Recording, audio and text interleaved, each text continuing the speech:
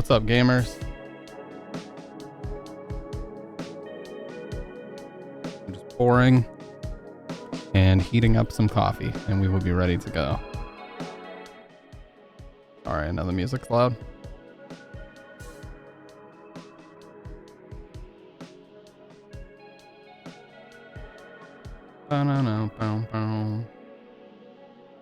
Hey, I'm off work tomorrow, by the way. The first Thursday I've had off in ages. Let's go. So we could be up for a late one. As long as I'm not on my grandpa energy and start falling asleep here.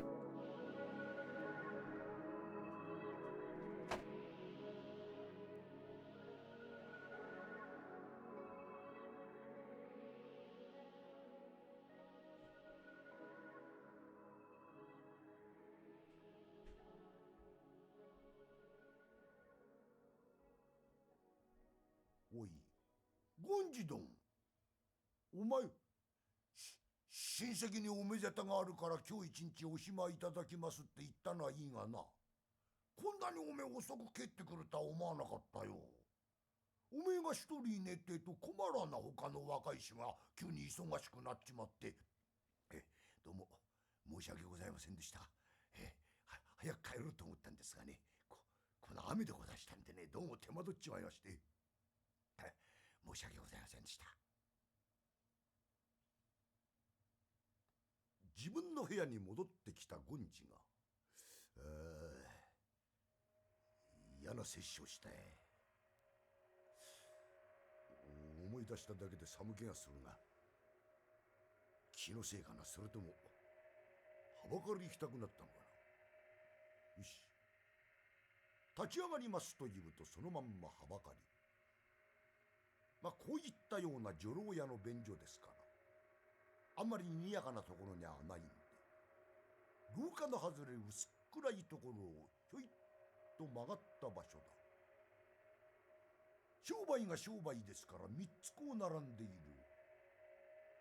その真ん中の一つ、取って手かけて開けようとした途端に中からこら、どうもすいません、失礼しました。それじゃあってんで一番手前の戸に手をかけた途端にこれはどうもすいません。おいらんかご親族でございますか。どうも申し訳ございません、失礼いたしました。とって一番外れの接近に手かけた途端に中からまた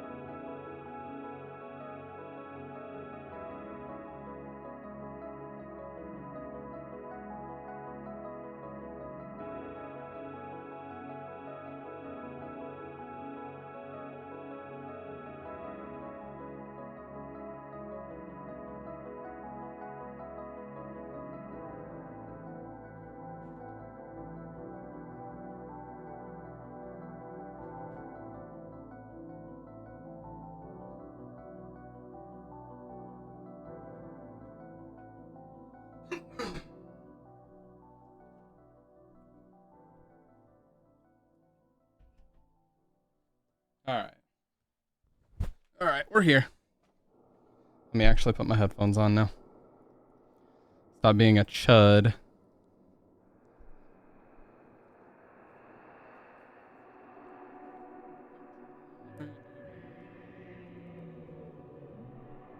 Oh, okay.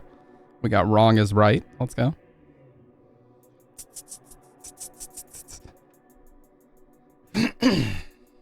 Alright, gamers.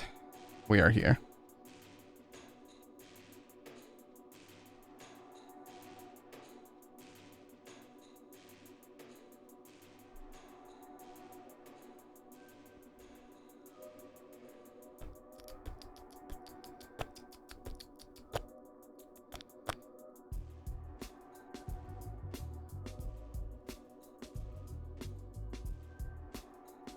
Man, this playlist goes so crazy. I don't know if I'll ever change it.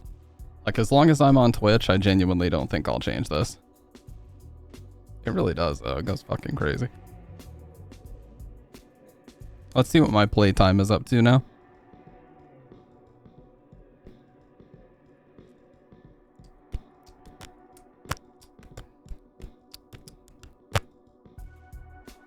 Bum bum bum bum bum bum. Bum bum bum bum bum bum bum. Okay, not too different. 52 weeks and 1 day. We just recently hit the 52 week mark. Yeah, the only thing that'll make me change is a nice little cease and desist from Konami, which, based on the way they've been acting lately, I may very well actually receive soon.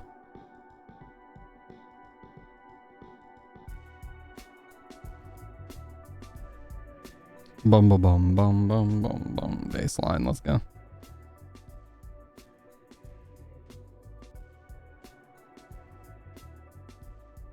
You know what's interesting as we get closer and closer to the release of Silent Hill 2 Remake, a lot of the Silent Hill 2 music that I use is starting to get copyrighted. And songs that didn't used to get copyrighted before, I have had to remove a couple from the playlist, but I haven't added anything. That's why the playtime on here is so high. It only changes if you add songs to it. Fever Chill, Silent Hill 4, let's go. Oh, God. Now, I took a nice nap. First time I've actually been able to get one in. I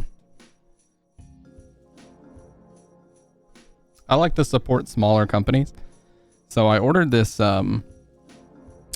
mic booster, and if you guys don't know what a mic booster is or what it does, I mean, it's very simple. It just basically boosts the volume of your mic before it makes it to your interface. And I bought this one from a company in Huntington Beach. Very small company called Cathedral Pipes. Ah, fuck. Sorry, I got something in my throat. Very small company called Cathedral Pipes. And they make an inline booster called the Durham. And this is what it looks like. So I picked that up. And I'm going to switch to that from the Cloud Lifter because it actually performs better than a Cloud Lifter. You get more boost and less noise in your signal. So I'll be using that.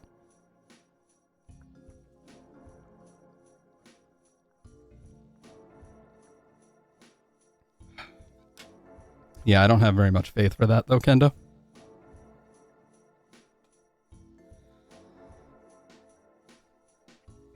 I mean, at this point, the way that they handled Ascension, I don't know if we're ever going to get a high quality Silent Hill product ever again, sadly. And I'm not just being like doom and gloom when I say that. It just genuinely feels like that's where we're headed. Yeah, Ascension. Yeah. Yeah, it's fucking horrible, man. Absolutely atrocious.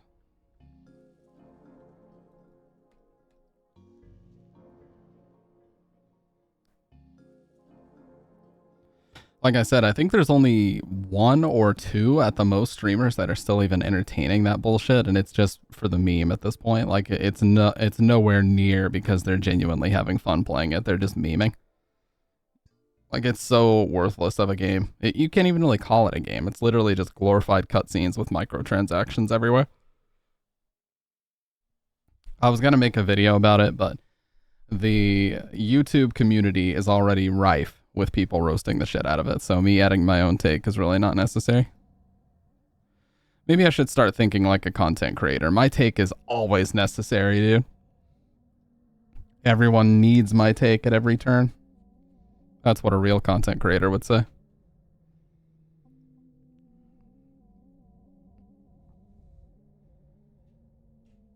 They actually thought that layman will buy Game Pass for an interactive video? Yeah, pretty much.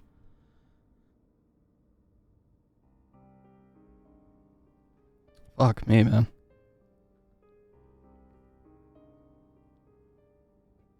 Dude, I got an email just the other day that Netflix's prices are going up again.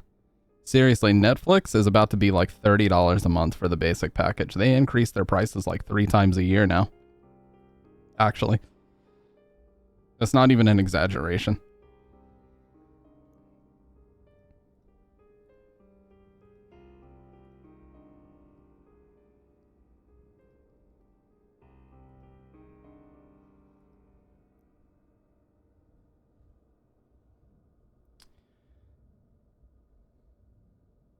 It's time to take a sip of that good shit.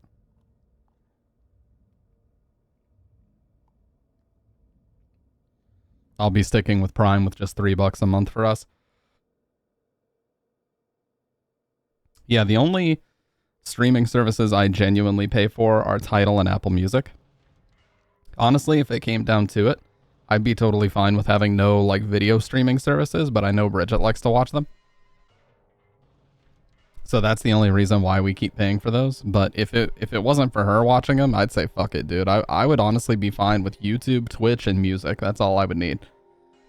That's all I would need for my entertainment. Trust me, I watch enough YouTube and Twitch for fucking 2 or 3 people. Well, it's not necessarily that I prefer Apple Music over Spotify. I don't like the way Spotify's going in terms of they're the service that pays their artists the absolute least. And on top of that, on top of them paying their artists the least, they also have the, I don't know. Basically, they have a good library, but they don't have lossless quality, and they pay their artists the least. And I was also an Apple Music subscriber from literally day one. So I now have over 9 years of building playlists and adding songs to the library and everything, and it would really suck to have to start all over, you know? So that's what it comes down to. But I also have Tidal. I love Tidal. Tidal is my favorite Windows app, but it's really expensive. It's like $27 a month. I don't think I can justify continuing to use Tidal. I'll have to just cut one of them and just decide which one I want to keep.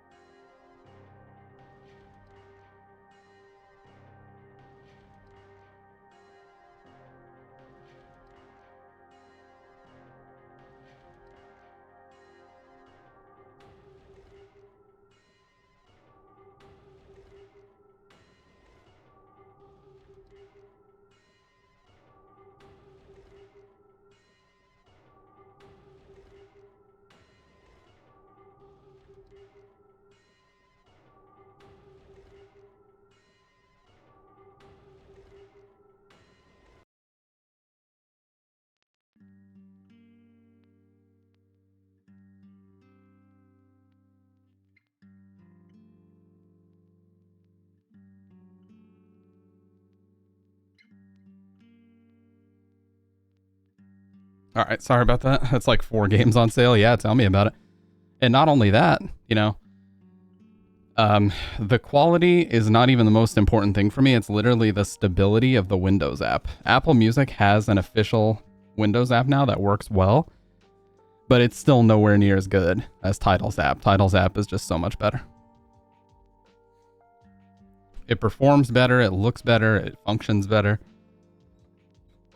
Yeah, everything about it. So it's just one of those shitty situations where each service does something that the other one does horribly, very well. And so I can't logistically cut both because they both fill in gaps that the other one has.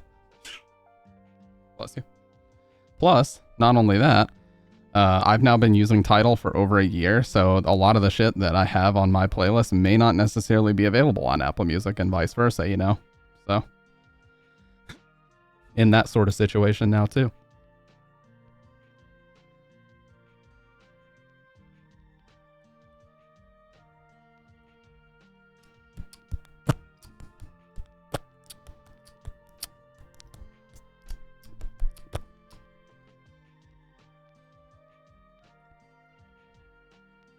Oh, the times when we only need one service? I know.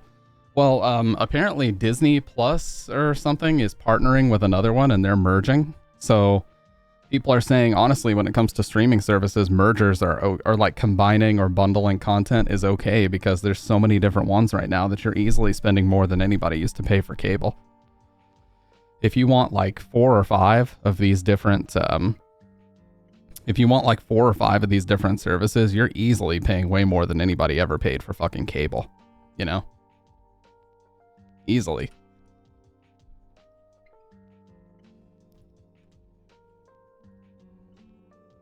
Especially if you're talking about like a basic cable package, you were probably paying like $40, $50 for that on top of your internet. So yeah, I mean, Hulu and Netflix are both like $17.99 each, and Netflix is going up to $20 each. Well, Disney Plus in general is like by far the worst streaming service that I've come across because they just don't have shit that I would actually want to sit down and watch. I mean, hooray, they have the Star Wars movies. I'm not really a Star Wars person and never have been. I don't care for the classic ones. I certainly don't care for the newer ones. It's like, why would I bother? I'm sure they've made a shit ton of money off those being available on there, but not from me.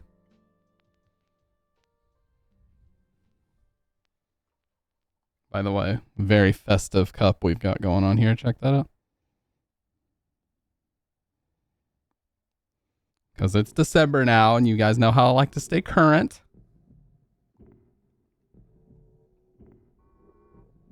You guys know I like to stay current. I am trendy. Okay.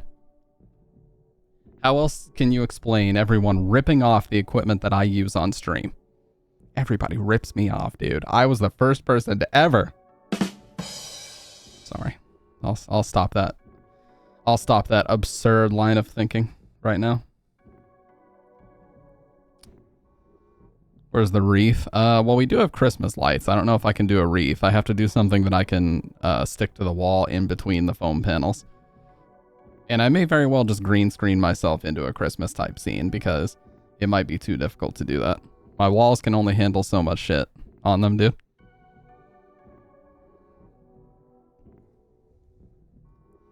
But yeah, I'm off tomorrow. See, you guys remember my old schedule used to be off Tuesdays and Wednesdays.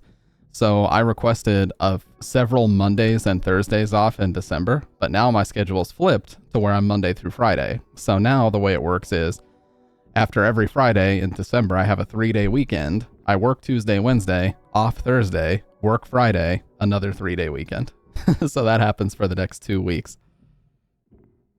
So I'm off tomorrow, work Friday, 3-day weekend. It's the exact same thing, rinse, repeat next week. It's awesome.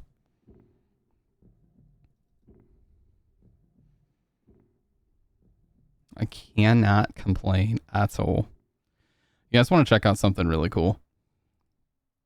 Music-wise, I found this artist named Ivory White. She is she does a lot of lo-fi vocals. With a producer from New York City named Tom C. Bumps. And she has this live show that is just fucking awesome, man. Like, she's actually, her last music video got 77,000 views. She's actually kind of blowing up. No relationship to Jack White. Speaking of which, somebody was telling me about a fucking, either a movie or a TV show that's about the future. And in that movie, I can't remember if it was a movie or a TV show or what the title was. There was like some futuristic, or no, it was like a group of people that have lived forever. And the only band that they respect in the world is the White Stripes. It's like, yeah, fucking right. Yeah, fucking right, dude. Get the fuck out of here.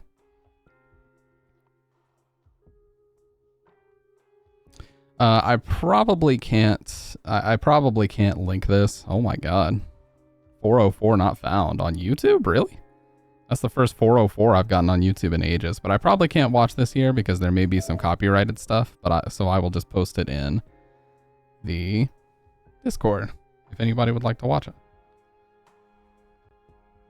But it's incredibly vibey. She's got an awesome voice. He's performing in the back. They're both in shadow. It's really cool. It's one of my favorite live videos I've seen in a long time.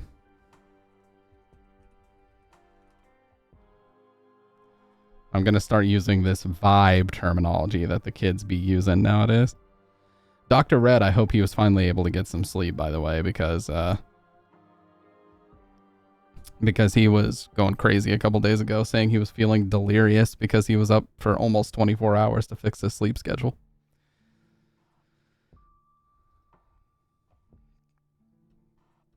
Dude, I swear to God, Facebook knows when I'm trying to go to sleep because they always send me the fucking weirdest videos. Like the other day, right before I went to bed 2 nights ago, they sent me a video about a Britney Spears video that she posted on fucking Instagram where she's dancing in front of the camera and like doing this with her hands. And there's a part where she pulls her hands down and then right here for like 1 or 2 frames, you can see that it's not even really Britney Spears and it's a filter on top of her eyes. I was like, why would you fucking send me this at like 11 p.m. as I'm trying to go to sleep? Now I'm going to be freaked the fuck out. And of course, the music that was playing. You know, a lot of scary internet videos are using Silent Hill 2 music now. There's all these videos of guys going on like Joe Rogan and talking about interactions with cannibalistic tribes, and every single one of them has Black Fairy playing. Let me see if I can get this one.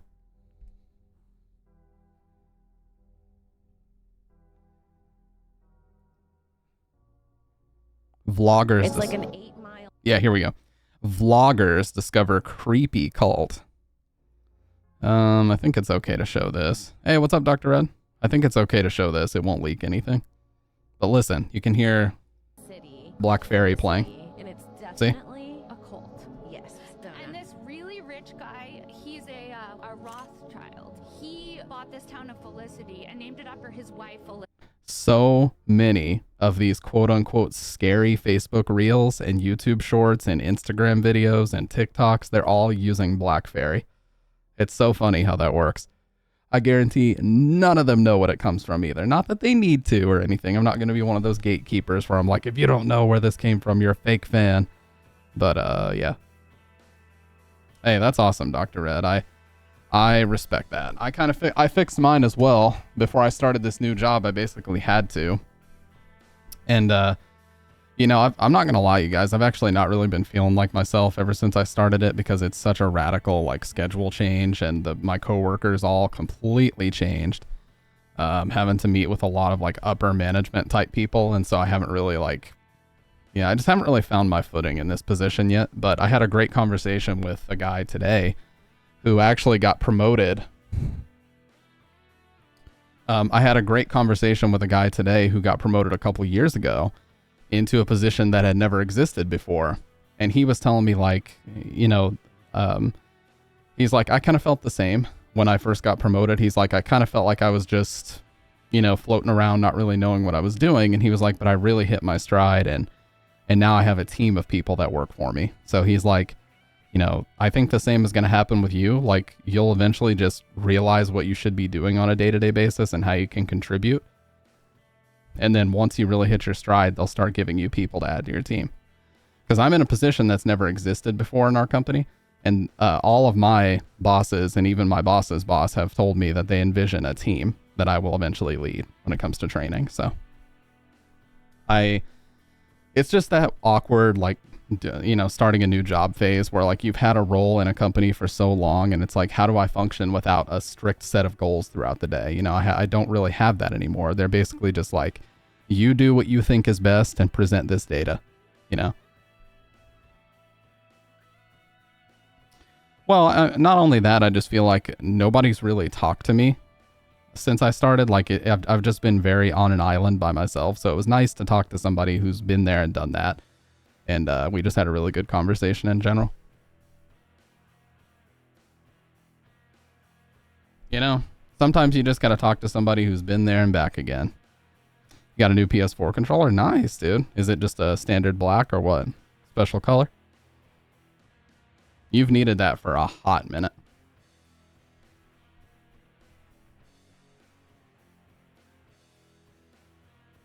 It's off-brand, but feels good. Yeah. No, dude, seriously, some of the PS2, Xbox, and GameCube controllers back in the day, as long as they weren't Mad Cats, were actually really good. Like, super good. You need it for CVX. Yeah, you need it for that one fucked up section where Steve chases you around like the throne room or whatever. Because if you don't have it, you're just going to get killed. Like, first of all, how did I do that part absolutely perfect first try, and then I was never able to recreate that again, ever? Like, how does that even work? The next time I had to use heals to survive.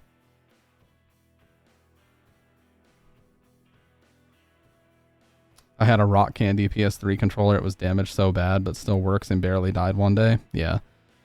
Nah, man. Official PS3 controllers are getting crazy expensive because Sony dropped that support fucking instantly. So I mainly use PS2 controller adapters now because most of the time all I play on there is like Metal Gear Solid games. But I do have a silver, a black, and a blue official DualShock 3, and they're all in pretty good shape. They're all in pretty good shape.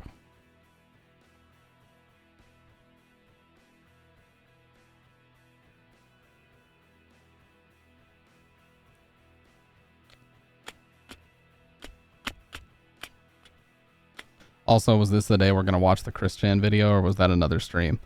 No, that's this. We'll watch it on this. You requested it. It's a very long video, but we'll watch it. Listen, if there's anything that's tossed, though, if there's anything that's tossed or, like, really questionable, I'm going to have to shut the video off, okay? Just letting you know. Now, I thought of two very simple titles for my quote-unquote podcast. And we always have to say podcast like that. Yeah, that's a completely individual command, but I thought Stampcast, and I also thought Live from Room 302, but I don't want to catch anything from Konami. I mean, I've already got Stamp Coin, the channel points that have no logos. So I figure, like, why not we just keep that simple ass bullshit going? You know what I'm saying? By the way, why did I see big titties on Wood's stream the other day? I was so busy that night I didn't actually get a chance to watch, but like what the hell was going on over there? Stamp coins with a K, like the Mortal Kombat thing? The Eyeliner podcast. No, that would not go over very well. That absolutely would not go over very well.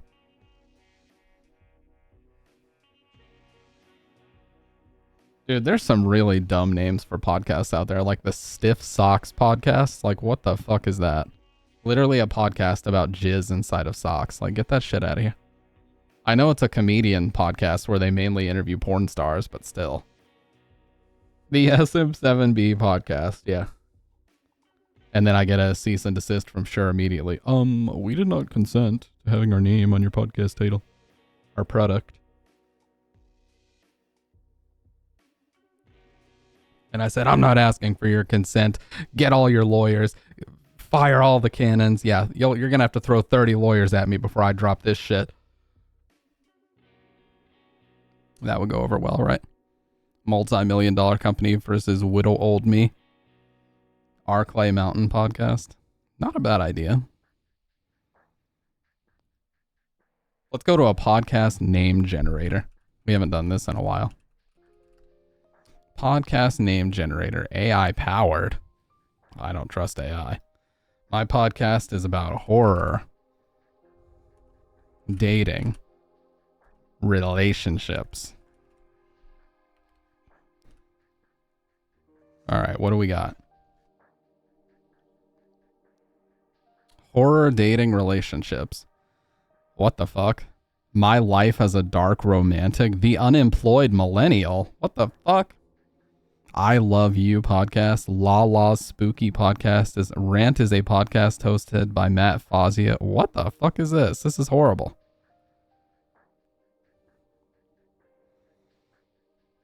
Spooky time. This is shit, dude. This is awful.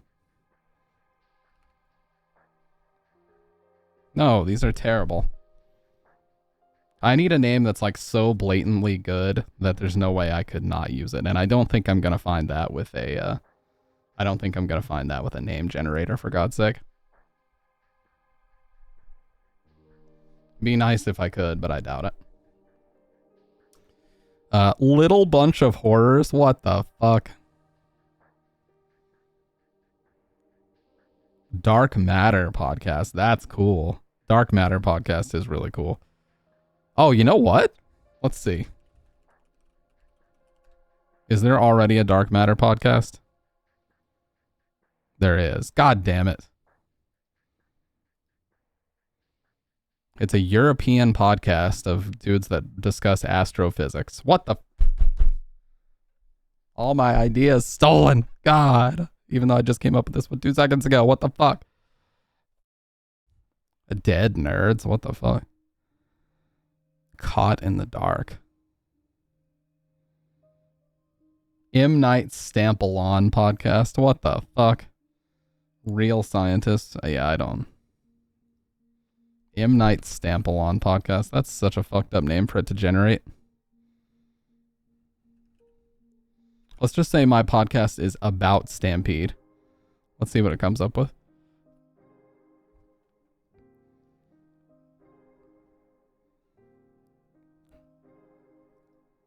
Wow. Well, first of all, they just roasted the shit out of me. A show about nothing. Yay. What a great name. What's the point? The Man in the Cave? Show about nothing? Wow. Get trampled? Oh my god. Ah, Jesus, man. This is so awful. Like, this would literally take me a year. Live from Room 302 was the only genuine good idea that I had heard and seen.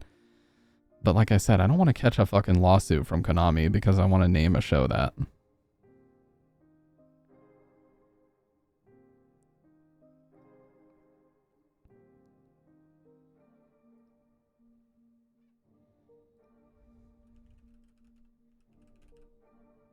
All right, let's see. I have to click on the crosswalks.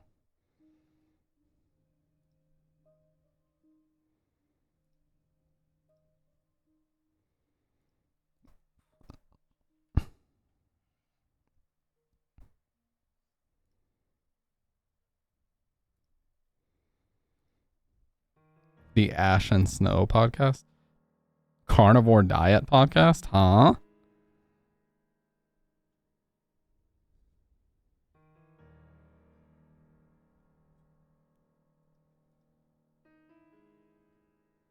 The Ash and Snow. That's actually a good idea. You know what? I'm putting these. I'm gonna DM these to myself.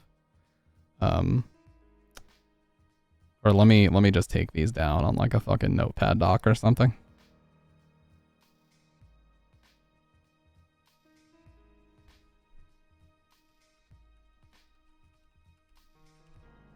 The Undercooked Chicken podcast. I don't think that would fly.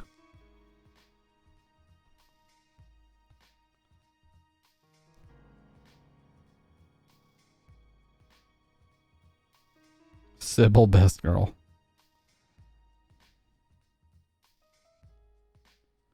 I also need a lower third.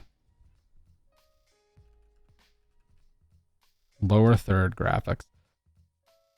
Yeah, I would need a Premiere Pro.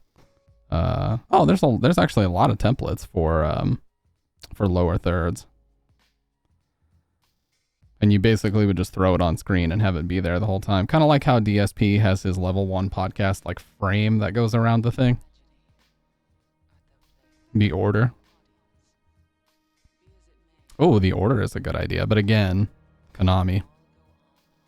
Night the Prowl. Is there a prowler out there? Like, what's going on? My neighbors don't know what's going on. I'm like, honey, I'm going to go get the food. It's like...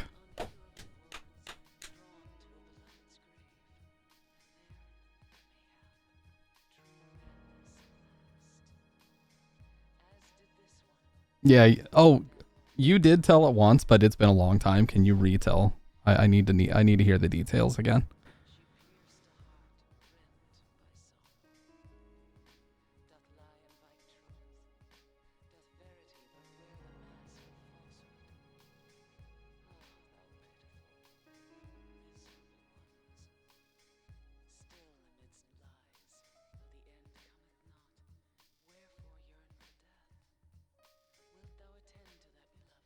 I'll TTS it? Oh, hell yeah. We actually get it read out to us. Let's go. Hey, appreciate that, man. Why was that so quiet, by the way? Let me try to replay it. How many months? 26 months. What the fuck? You got your platinum chainsaw, dude. I think. Holy shit.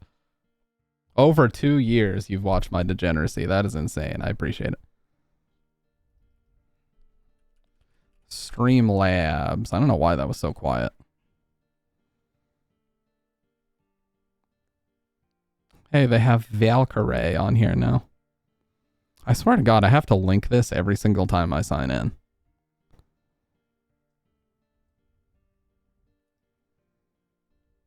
Okay, recent events.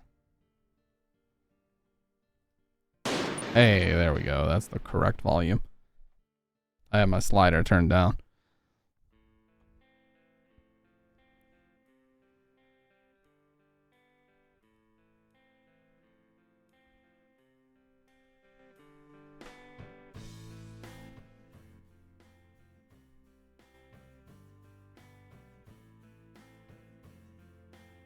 I'm waiting patiently for Doc to TTS this.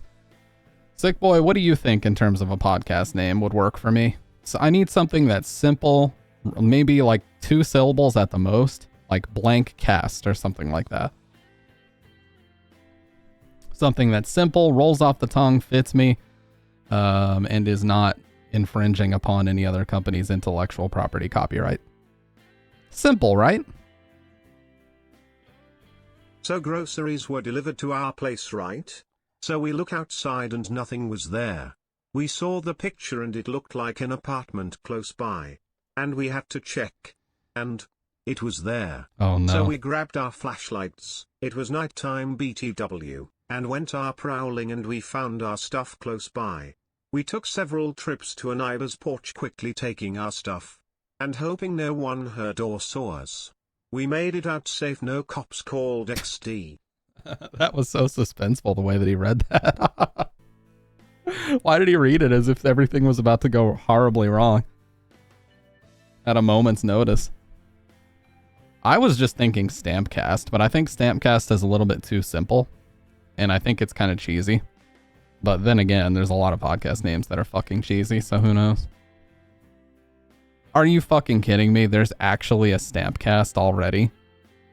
From 10 years ago, there's episode 1 and 2 uploaded by a YouTuber named Leaf Stampede. Okay, so it's not like copyrighted or anything. It's literally just a couple videos they made 10 years ago, so I would be okay to use this.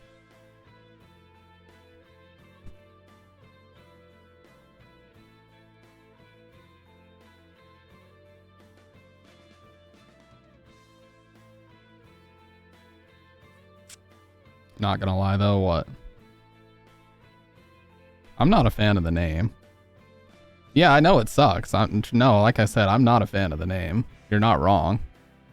I just want something that's simple, fits, and like suits me, you know?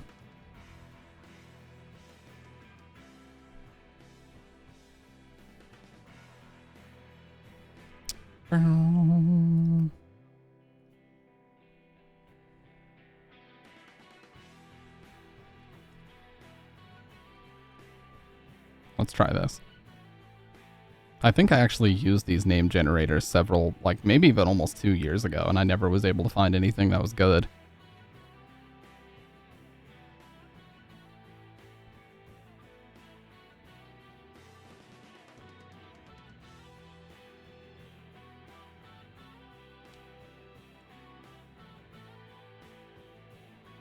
Sour cream. A horror with the boys. Yeah, that's a great fucking name. The boys meaning me, myself, and fucking I, because I have no co-host.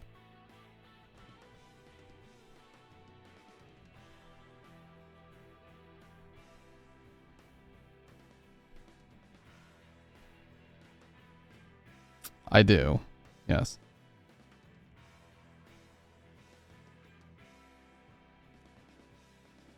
Life of a Tragic Man? What is that? Oh, this is assuming so much shit about me, dude. A terrorist? What? Huh? What is this? Fuck this website. Nervous waffle. Okay, this thing is just confused now. This is literally just confused at this point. It doesn't know what it's doing. Death by fire. Holy shit. What is this pulling from, dude? Death and everything in between. That's a sick name, actually. That's a kind of sick name, I'm not gonna lie. My wife's BF podcast. Yeah, that would go over well. I've just got a funny feeling that that would go over well. It's like, hello everybody, the cuck capital here.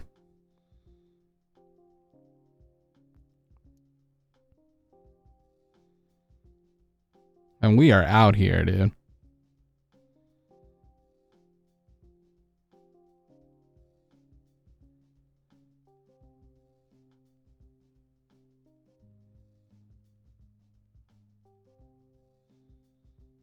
No, I'm not gonna go pull my sour cream out of the fridge, unfortunately.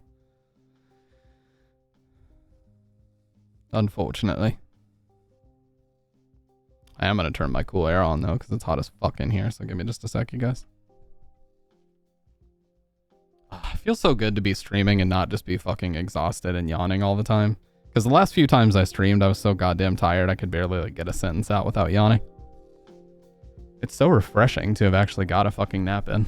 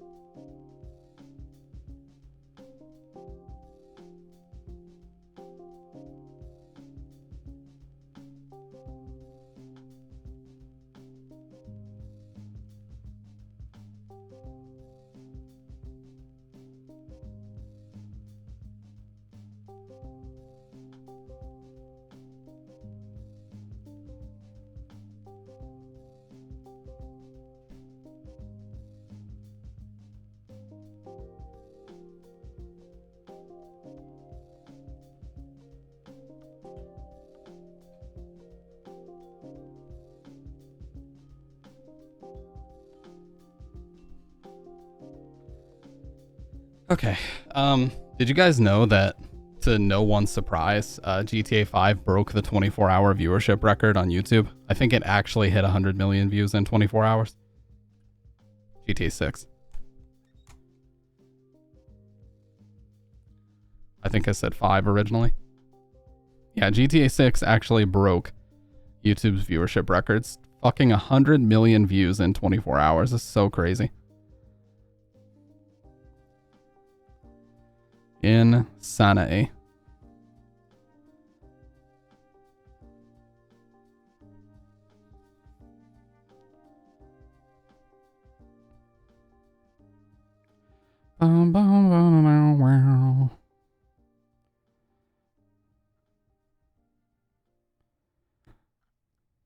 Oh yeah, dude, it's gonna be super fun, but good lord, 2025. I mean, I get that. I get that it's already the end of 2023, and so, like, we're only going to be waiting roughly a year and a half or so it's not horrible. Like, when the trailer for GTA 5 dropped, that was 2011, and that game didn't even come out until late 2013, so that was a lot worse of a situation than we're in now.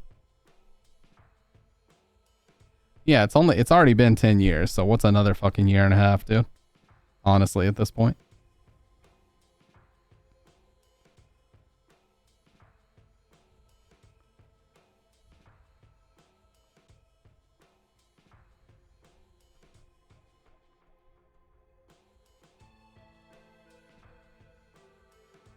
It will likely release late 2025 and likely get delayed till mid 2026, so please don't get too hyped. I'm not hype. I don't get hyped for new games anymore, dude. Those days are over. Those days are over.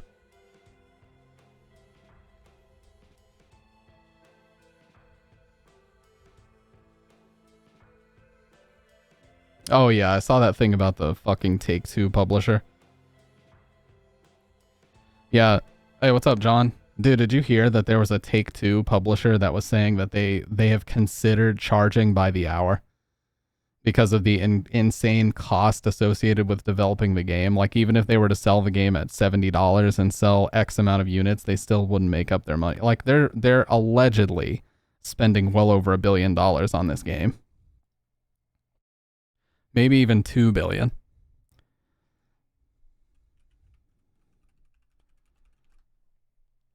Yeah, $2 billion development cost. Holy shit. And that was reported in July.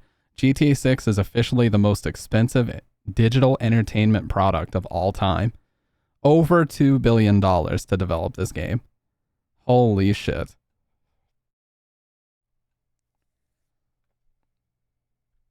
But yeah, no fucking way are they going to get away with that. Well, it's because there's a lot of factors, Dr. Red. Like, they're making the map massive. They have to account for the tiniest little details in every fathomable area. They have to, this time around, they have to include a lot of interiors because GTA 5 was criticized heavily for not allowing you to go inside of a lot of the buildings, whereas GTA 4 lets you go into way more buildings. So GTA 4 allowed you to go into far more buildings, and 5 was limited in that area, but the outdoor environments looked way better, so. GTA 5 has only been on 30 different systems with 1 million online campaigns and shark cards. Yeah, very true. Man, John, every time I see you, I know I can't ask this of you, and I know that it would like betray somebody's trust, but I've always, literally my entire life, since it initially happened, I've wanted to find out from someone who knows him why Mike Ross disappeared from the community the way that he did.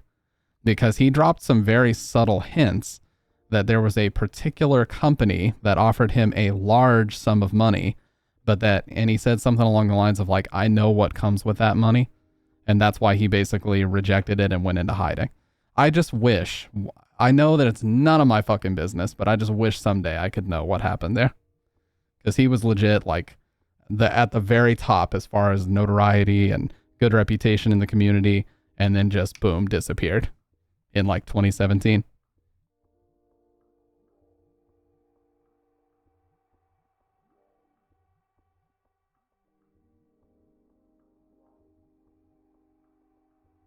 Yeah, I know that part, and apparently that video he made on the Cross Counter channel about, you know, breaking his silence about esports, he said that wasn't actually a joke. They just kind of, they knew that it would be, like, people would take the news really badly if he just sat down and basically said, fuck this community, I'm out. So they kind of played it off as like it was a merch commercial, but in reality, those were his real thoughts about it, you know.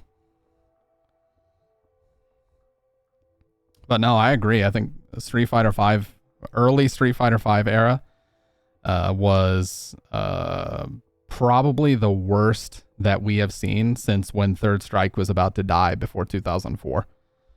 I mean, that release of Street Fighter V was a goddamn disaster. The game was just in shambles. He also had a disagreement with Gutex about that vid, and that's why they did that joke. Oh. Yeah, I've heard about that too. I mean, we know that happened in the past, like whenever Gutex left. Gutex actually dropped all the receipts, and it turned out that Capcom hit them with a cease and desist in early 2012. Because they made that strategy guide with Tokido called the Tokido Formula. And apparently someone in Capcom Japan saw that video and they were like, what is this? Like, this is not cool. They cannot be making strategy guide videos because they have You know, they've got agreements with like Brady Games and Prima to make the back then. Those companies were still relevant, so they did not want YouTubers making strategy content like that. So they hit Gutex and subsequently Cross Counter Productions, I think is what the actual LLC is. They hit them with a cease and desist. Gutex wanted to fight it. Nobody else wanted to fight it because they thought that if they lost to a multi-million-dollar company, they'd be fucked. They're not necessarily wrong. And yeah, that's why Gutex left for like 5-6 months, which you already know about that, I'm sure. You were in the community probably longer than I was to know that.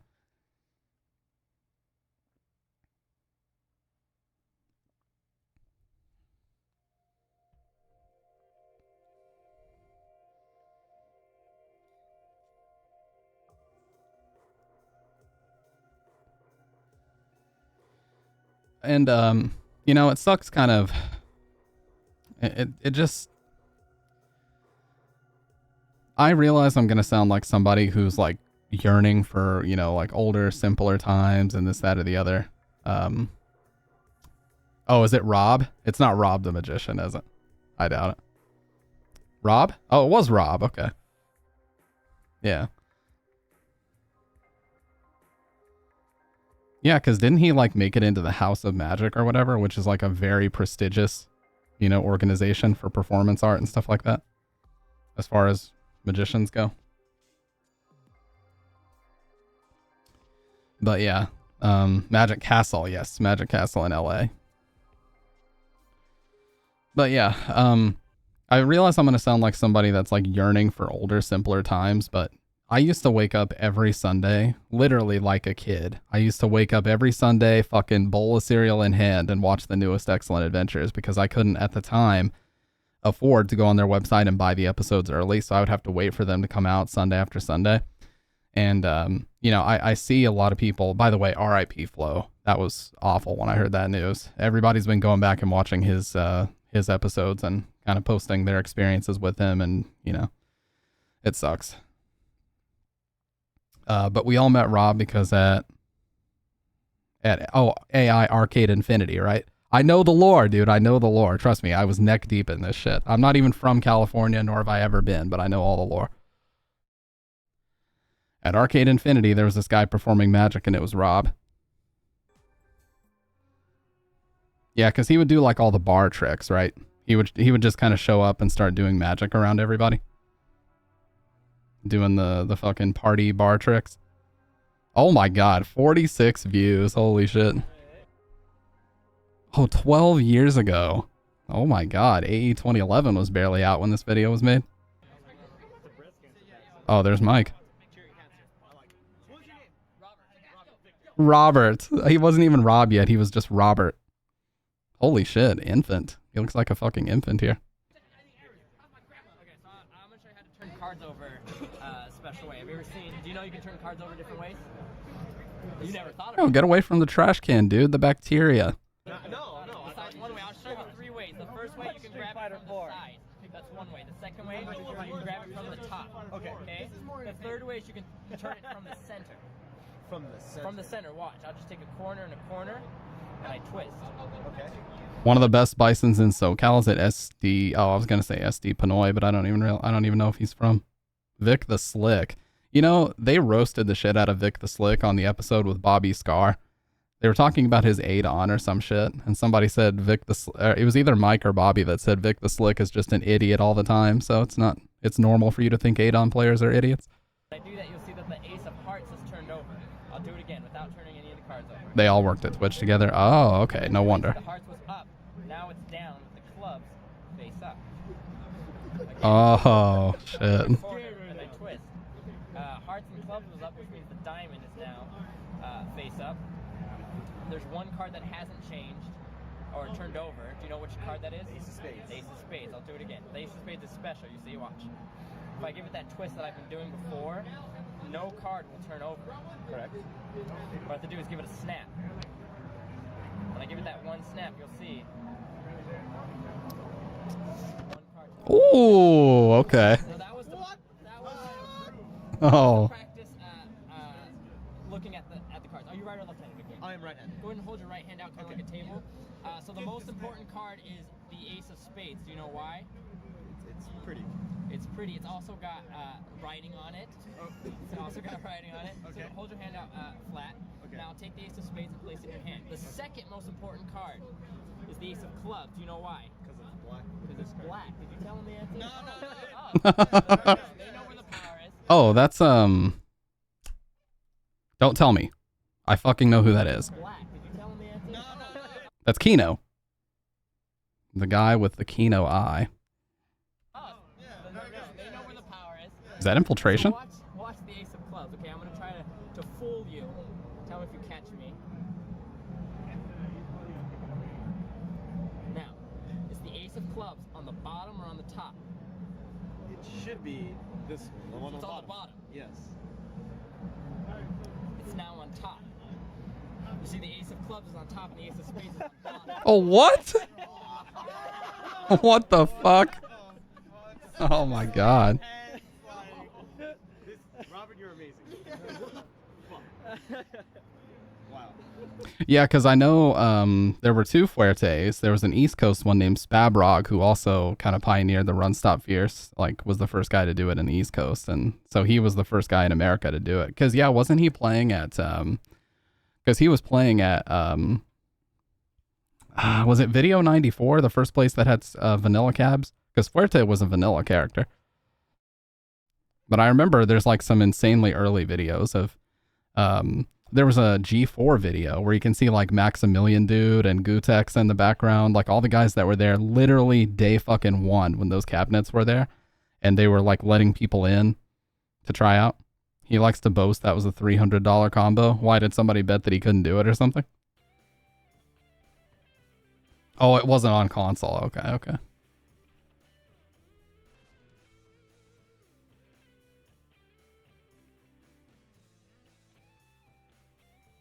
So he had to pay to practice. Yeah. Yep. That's what I've heard from a lot of people is like in the beginning of Street Fighter 4, like you basically just had to be there in SoCal, because SoCal and not Next Level, but I think maybe Chinatown Fair before it closed were the first two places in America to get the cabinets and actually like have scenes develop. So yeah. But no, trust me, I know a lot of the history, dude. Like I know way too much of the history.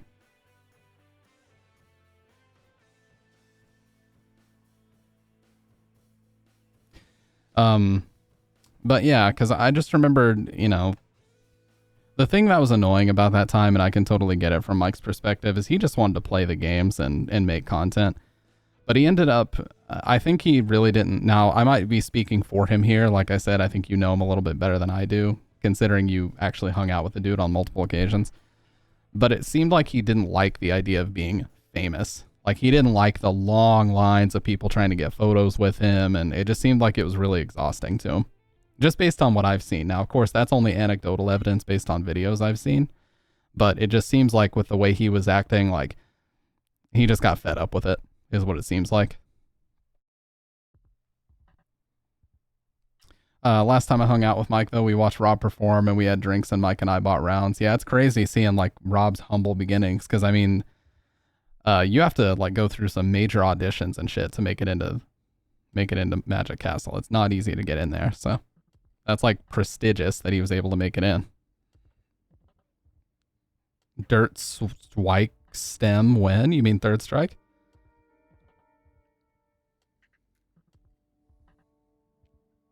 Oh, post Magic Castle, okay. Well, in my humble little opinion, Dr. Red, that is the greatest fighting game ever made, but I'm terrible at it, so if you would really want to watch yet another Day 1 Daigo wannabe White Kin, I'd be down, but I'm really not good at that game. That is an incredibly difficult game to get the hang of. I also have always wanted to play Dudley. Says he remembers that night fondly, says it was a cool night. That's awesome. Yeah, because, you know, I always kind of envied that, because here on the East Coast, if you're not in New York City, you don't really have a scene. I know Texas had a pretty decent scene, because there was like Shen Chang and Casablanca and Broly, and, you know, there were known players from Texas, right? Happy Medicine as well was another one. But unless you were SoCal, Texas, or Kentucky, or what the fuck, SoCal, Texas, or New York City, you had no fighting game scene to speak of. So, yeah. Yeah, the Kobe Bryant doesn't go to street games guy. Sickest quote ever, because you know he meant that shit too. Kentucky Giga Chad? No, Kentucky was dead as shit. Back when I lived in Kentucky, it had literally no scene whatsoever. We tried to start a scene at our college for Street Fighter 4 because all of us had like our little TE sticks and we thought we were cool. And then we found out that all of us were dog shit and we weren't actually going to get better at the game playing each other. We needed like a really good player to come in and just whip our asses and show us how to actually play the game instead of just doing shit the way that we love to do. But yeah. It was worse. Oh God, that's what he actually said. Oh. You know what? Rewind, go back in time, cancel Shen Chang. Cancel him. I used to run into him online, Shen88. He would always kick me out of lobbies because our connection was terrible. But yeah, I used to run into his vanilla colored Yun all the time and he would always kick me out his lobbies. I couldn't really beat him. He was a really good player.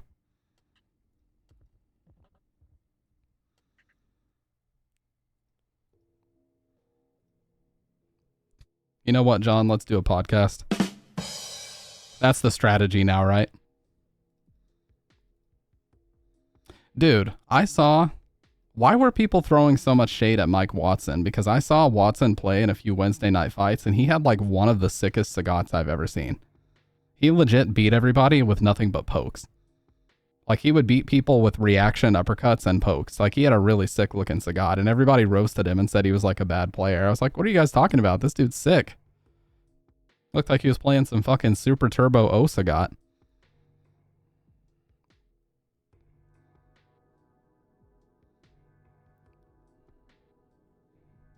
That's the beauty of Street Fighter 4, is that it had so much carryover from Street Fighter 2 that people like John Choi, Mike Watson, and Alex Valle could really succeed in that game because they could just play their shit. They could just play their Ryu zoning game.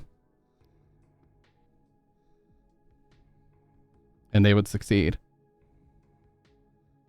Yep, he was. 100%. I mean, I'm a perfect example. Dude, I quote Excellent Adventures all the fucking time. Funny stuff that they said in that, I quote it all the time. Like, a lot of the cadence and the way that I deliver jokes is based on how Mike did it in those episodes.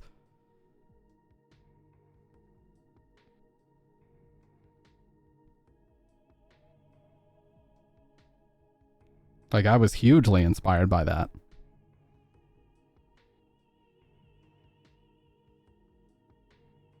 Oh, Mike had a cabinet in his house? People would go over, one of them was Kino, and he was hyped up and got destroyed? Oh, not Ross, okay. Oh, Mike Watson, yeah. Yeah, because Mike Watson owned and ran Super Arcade for a while, did he not? Because I remember he jumped on the mic for random Wednesday night fights around when the transition between Justin TV and Twitch was happening. And he was saying something along the lines of like, you know, arcades are basically dead. And, you know, people like us own arcades now. Yeah, he just had a single cab. Yeah. Yeah, dude, there's videos of Watson playing in like fucking 1993. Like, there's crazy old videos of him playing on those ancient ass SF2 cabs where they had like the metal grating texture around the buttons and shit.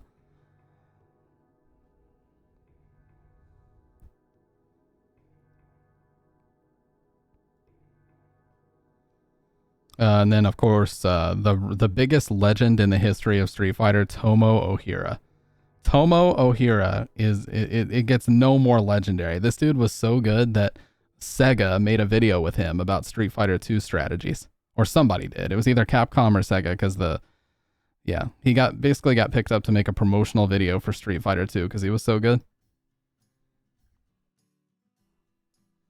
And he actually stopped playing whenever Super Turbo, or he stopped playing whenever the Super moves first came out. Like, he was mainly playing during Hyper Fighting. And it just adds to the legend that, like, he just stopped playing when he was on top. That's really cool.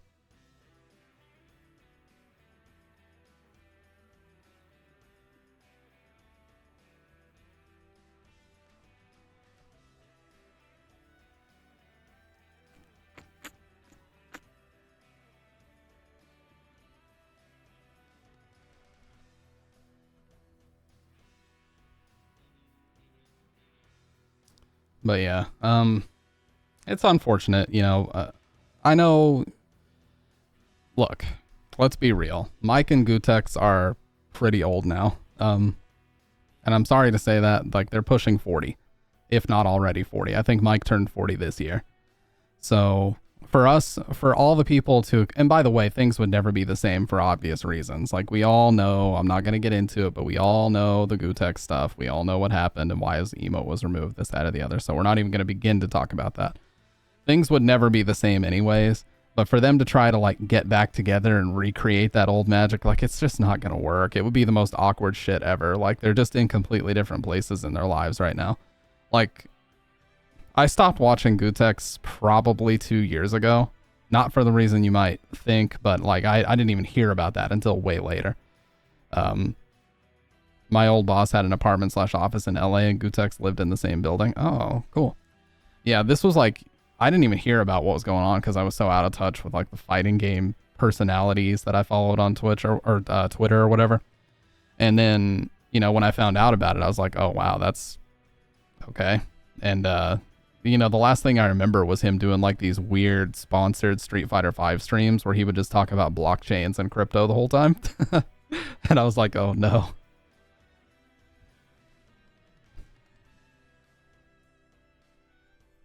USF 4 days. My boss was a real good Ryu and we go play at Ryan's. Yeah.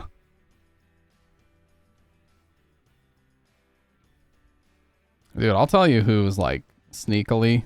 Well, not even sneakily. I'll tell you who was, like, probably the strongest Ryu that I've ever personally played. Lucan. That guy is ridiculous. He is insane. He's one of those Ryus that when you play him on a decent connection, or I would love to play them in person someday, like that whole crew of Brent, Lucan, Chris, those guys. They just beat the shit out of you, man. Like, they make you feel like, not only do they beat you, they make you feel like you don't know anything about this game. And you need to start all over from day one. That's what they make me feel like. In reality, SpongeBob is the best. Where's the evidence, though, Dr. Red? Where's the evidence, dude, huh? Where's it at?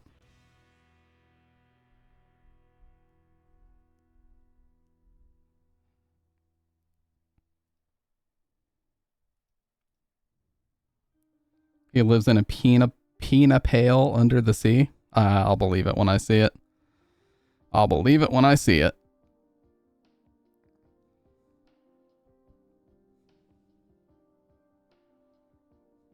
Dude, you knew if you ran online, if you ran into any motherfucker that had 4,000 plus player points, you knew you were about to get your shit wrecked. Like, the highest I could ever maintain was 3,700. And this was during AE 2012. I could not for the life of me get any higher. Like, I could not maintain 4K. It was just so difficult. And most people did it with cheap-ass characters, too, like Adon or Jury or, you know, Cammy. Bitch-ass characters that could just, like, do all this set Akuma. Oh my god. Fucking Akuma was easily the most overplayed online character. People would just be double sweeping and doing vortex bullshit. And you couldn't do anything to stop it because it's online. Like, what are you supposed to do to stop that? The double sweeps were so ridiculous, though, because his sweep is like 5 frames. Okay, not really, but it's fast.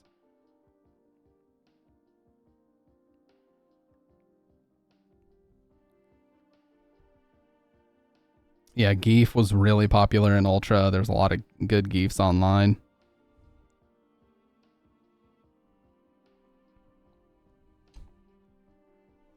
So, Dr. Red, last stream you told me that you wanted my first podcast episode to be about life experiences. So, referencing life experiences, what are some things you've wanted to ask me about life experiences? Because you said you had some questions you wanted to ask me, but you never actually asked them. Oh my god, guys, I can't believe I'm going to be 29 in fucking 20 days. Holy shit. In 19 days, I'll be 29 years old. What the fuck? I'm so old! What the shit? You ever have a DVD haunt your house? I think you were here for that story. Were you here for that story? Because yes, I did.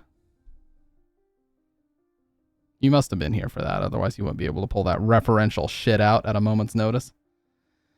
People you grew up with, points in your life where you go through change. Most of those are too personal, though. I mean, it's not even like it would take very long. Obviously, I'm not going to say where, but I grew up in a really small university town. Initially, I'm from the Canton/Cleveland area of Ohio. And then I spent most of my life in a university town in the South, which obviously I'm not going to say where that is. But let's just say it's a very minute town where the only point of interest is the fucking university. Now I live in a much bigger city in a different state, but you talked about lying in your youth once. Yeah, I mean, all that happened was I got punished like any dipshit who lies about everything would, and then that behavior got corrected. Well, I will say, as far as people I grew up with, there was one guy that I met in college who, you guys know, like those guys that are just inherently cool, and like you look up to them because it feels like they're the life of the party wherever they're at. You know what I mean? I was hanging out with the completely wrong crowd. Like I was hanging out with people that just wanted to smoke pot all the time and would just keep asking me if I wanted to smoke pot. I'm like, dude, no, I don't do that shit.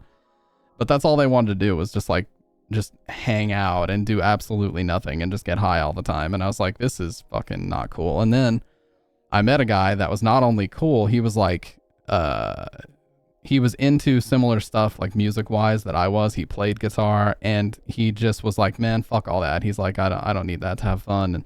And he made not doing that shit cool. Not that I have like a vendetta against weed, but he was one of those guys that just like, I kind of modeled my personality after in college, because I was like, I want to be more aligned with that than known as like a dude who doesn't get anything done, you know? Oh, is it that alien thing, or is that a $1 bill? Because I know that with certain bills, if you fold them a certain way, it looks like the Twin Towers falling.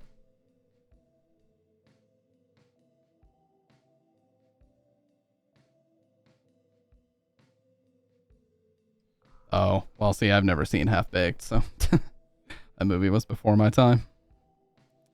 But yeah, I don't know, man. Like, as far as people that motivated me, I don't know. I really just was like, I mean, I had pretty strict parents, but when I turned 14, I basically just decided, fuck everything I've been told. Like, I'm going to sneak everything. Like, I watched every movie my parents ever told me not to watch. I read a bunch of books that I wasn't supposed to read. Like, I just basically said, I'm going to watch and read and experience everything that I've been restricted by. And so I spent like basically the entirety of age 14 not being able to sleep, and 15 and 16. And then after I turned 16, I was like, okay, I've basically seen everything under the sun at this point, including fucking internet gore videos. Strict parents, but Pops always buys some questionable games. Whoa. We're not going to talk about factual information. No, but they were really strict. I'm not going to lie. Like, they would threaten to ground me if they saw me watching a movie that had fucking nudity in it. Seriously, I'm not kidding either. But that's the thing that I've noticed is like, even more so with the internet. Oh yeah, dude. It's like, the internet is just basically lighter fluid dumped onto the internet is lighter fluid dumped onto the small kitchen fire that is conspiracy theories. And, you know, it's funny because the very same people, as in our parents and grandparents, that told us growing up not to pay attention to that shit, are the exact ones that seem to share it constantly and get tricked by it the most. They're like, oh my God, have you seen this? And I watched the video. It's like horribly edited, really awful CGI talking about some crazy shit like you just said. And I'm like, why would I watch this? This literally looks like some shit that somebody produced in fucking Adobe Encore 10 years ago. And it always has the AI voice too. You will not believe what is happening right now. Are we in the end times? Yeah, it's like the people that told us not to believe everything we see on the internet and made fun of us for believing stuff that we see are now the ones sharing it like wholesale and buying into it. Sorry, call me old-fashioned, but I believe in doing my own research to the best of my ability and not buying any bullshit that's put in front of my face. Now, if that's a hot take, I'm sorry.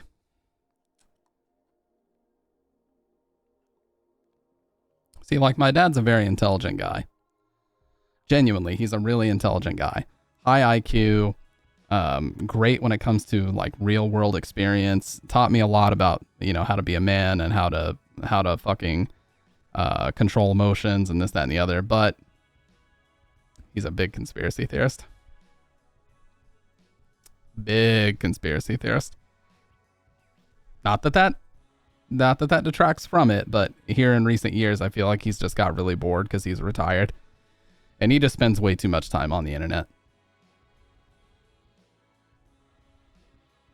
Grandmother was young when they developed the vaccine for polio. Didn't question it, but she questioned the COVID one. With all due respect, let's try to not get into this. Let's try to not get into this topic, if we can avoid it. Just because I kind of don't want to go in that direction, but I had people in my family that kind of did that too. Like we had basically, oh, and not only that, the stimulus checks were a big deal too. So whenever the stimulus checks came out, I basically had like fucking a war going on inside my family where we go to Thanksgiving. My more northern family that leans further left was like, oh, if you hate socialism so much, why are you accepting this money from the government? And then all the right-leaning people in my family were like, well, if you hate Donald Trump so much, why are you accepting his money? You should shred this check if you really hate him. So it's like, dude, and I'm just sat there like, what the fuck? It's free money. Why would I not take this? I'd be stupid not to. I used it for very good stuff. Like it paid for a lot of stuff. That line of thinking really was like, what the hell? Like neither one of them made sense and they were just going at it. Well, yeah, because like I said, I mean, the internet, the algorithms boost the algorithms boost whatever gets views. It doesn't matter what it is. It doesn't matter how irresponsible certain things are. It doesn't matter how much truth is in it.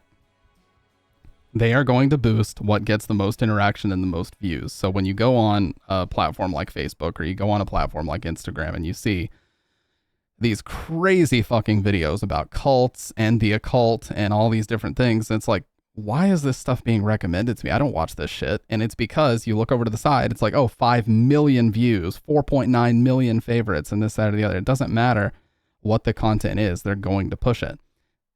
By the way, that could be changing soon because there's a huge lawsuit against Google. It's called Gonzalez v. Google. I'm not going to go into the details too much, but you can look it up.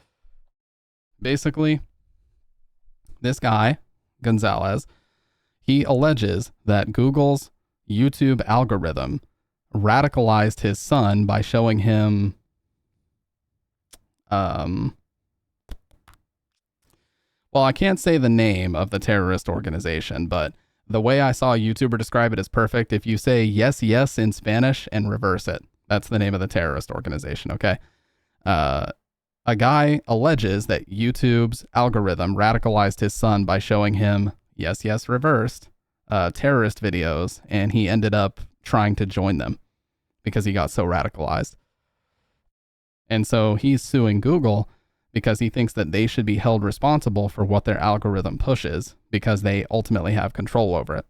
Now, if he ends up winning, it doesn't just mean that the way that the algorithm works on YouTube has to change. It's going to have to change on Facebook. It's going to have to change on Instagram, on TikTok, on Twitter, any platforms that have this automatic system where the algorithm just pushes whatever gets the most views and interactions has to change, because then all of a sudden they'll be held legally accountable for that. I also waited to file my taxes that year because I knew they wouldn't tax us on the stimulus. Yep. And of course, what happened when you input that stimulus check, it's like, oh, your refund went down by $300. Sick. Love it. Love it. So the government ended up making a pretty penny back on that. Were you here when we were talking about the lottery as well? Like, here's the thing. There are some conspiracy theories that are totally based in reality, and a fact-based reality too. The lottery conspiracy makes perfect sense. Why would a government organization exist whose sole purpose it is to give away massive amounts of money? Why does that exist? The government doesn't give you anything for free. It's not, even if you are taking no charge. Somewhere along the line, there's a cost involved and someone is paying for it. So the lottery, for example, there's a theory that most people who win that are either not real or they're hired. Because if you think about a lot of the winners, and kind of like PCH as well, you guys know PCH or Publishers Clearinghouse? It's basically, if you've ever seen those videos of them like going up to somebody's house with like the balloons and they got the big check and they're like, you're a winner, you won $100,000 from Publishers Clearinghouse and all these different things. I think it's all horseshit because every person on their YouTube channel that they go to already has like a super nice house. They never seem all too surprised. They're never like falling to their knees and screaming that they won the money. They're just like, oh, wow. Oh, that's fantastic. And they already live in like a super well-off neighborhood, gated community. It's like, fuck out of here, dude. They're all actors. At least everybody on their YouTube channel is an actor. And the saddest part is, they tried to scam my fucking mom a few years ago. Why would the NBA suspend Draymond Green for Game 6? Why would David Stern, when losing an argument, say that he knows where the bodies are buried? Ponder that. Yeah, exactly. If I won 100 grand, I'd be fucking literally crying. I'd be like, holy shit, this will change my life. And they're just like, oh, wow, thank you. Like, what? It's so obviously horseshit. LeBron's Cavalier bodies? Oh no. You mean LeGM? You know what? It's so like stupid and prim and simple, but I love the la meme, like la help, la cheat, la gone, la quit. Dan Gilbert is a clone. Is that the only reason why he went back to the Cavs after he posted that literal temper tantrum about LeBron leaving? Where he said, I personally guarantee that the Cavaliers will win a title before the self-titled former king wins one. Okay. They didn't, by the way.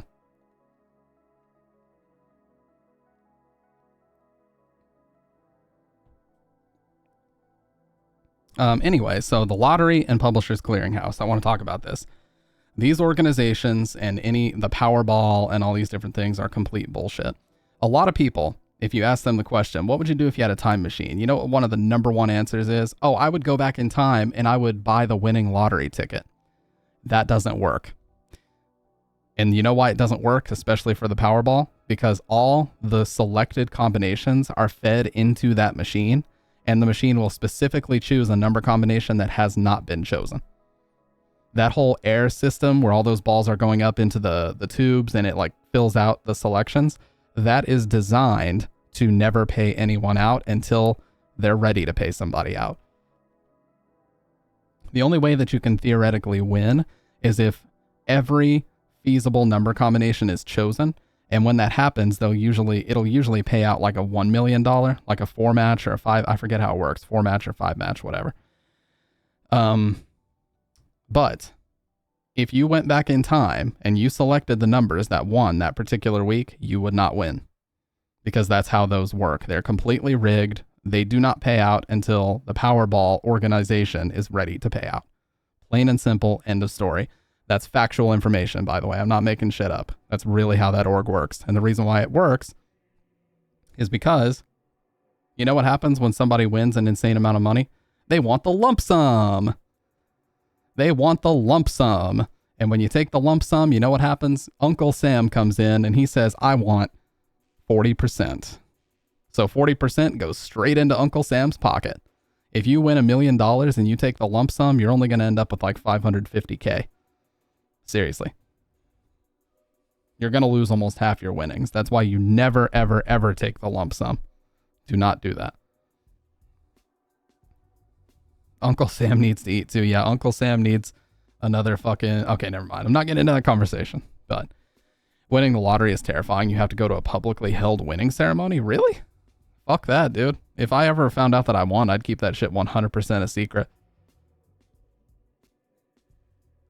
Oh, the celebrity clone conspiracies are fun. Or where it's like, oh, every celebrity that's ever died was just about to expose the cloning facilities, dude. Bernie Mac was about to expose them, dude. They had to take him out.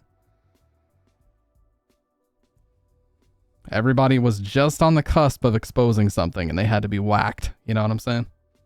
That's how every single one of those go. Well, it's a like 2 or even 3-fold problem. If you win the lottery, every motherfucker and people learn about it, especially people in your personal life.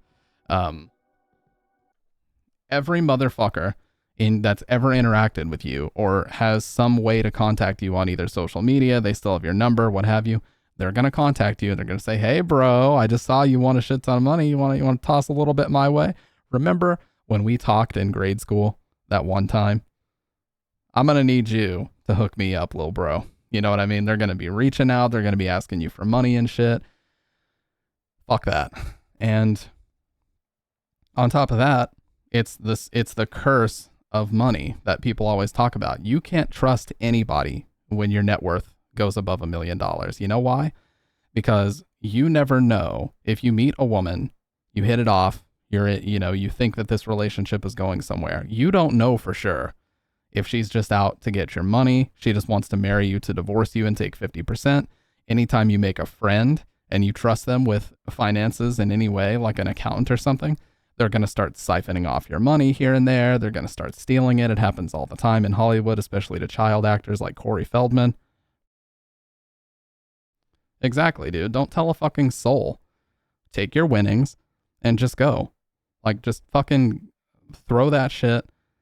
Just keep your job. Don't quit your job, because quitting your job also makes it obvious. The lottery had some shit about a programmer rigging the numbers that would pay. Exactly. That's how they work. If it's not the Powerball, if it's just the ticketing system, they will literally rig the numbers until they are ready to pay out. You guys know, like, those vending machines, right? Those vending machines, or those little, not crane games, but there's basically these arcade games, right? Where a little block goes back and forth across the screen and you have to stop it right when it hits the middle. Well, those machines will literally not let you win. Even if you press the button at the absolute perfect time, it'll just jump and not let you win until the machine has received enough money that it's ready to pay out. And that's exactly how the lottery works. Until enough tickets have been made for them to warrant paying out, they will not pay out. They just don't. Money's just money. I ain't trading security. The fact that I can actually meet people not out for me over some green paper. Well, that's the other thing. You know, paper is literally, it is worthless. The only thing that it is, literally, money is just a promissory note to the treasury. Money is fucking only valuable because we ascribe value to it. But in reality, money's not worth shit. Like, most people's money is just a number on a screen for, like, their digital bank account. And most people are using debit cards or contactless pay. Like, physical paper and coins is completely worthless. There's nothing inherently valuable about them. Unless you want to talk about, like, copper and silver. Of course, there's value there, but all the machines have payout settings, even Claw Keymaster. Yep.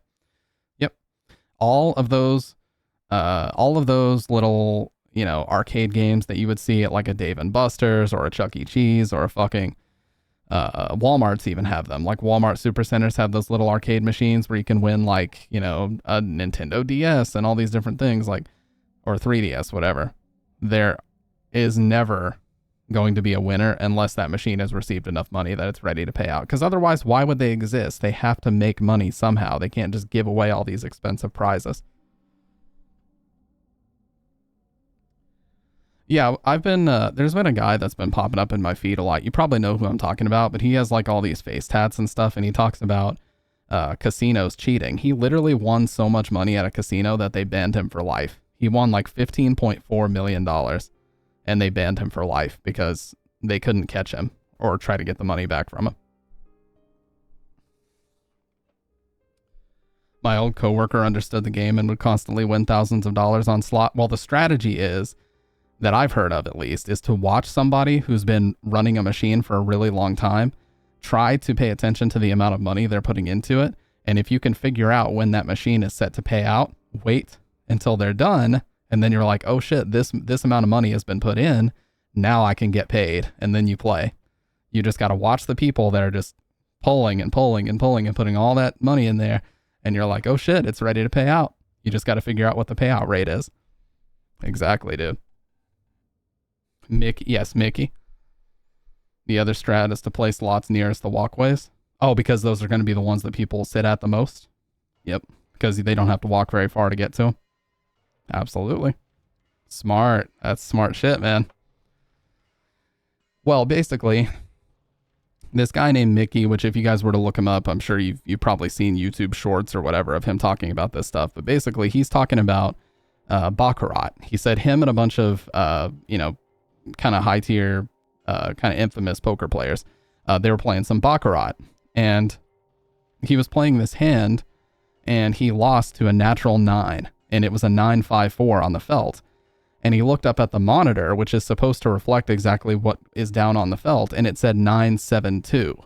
So it knew that he lost to a natural 9, but it didn't know which he lost to, so it just made some shit up.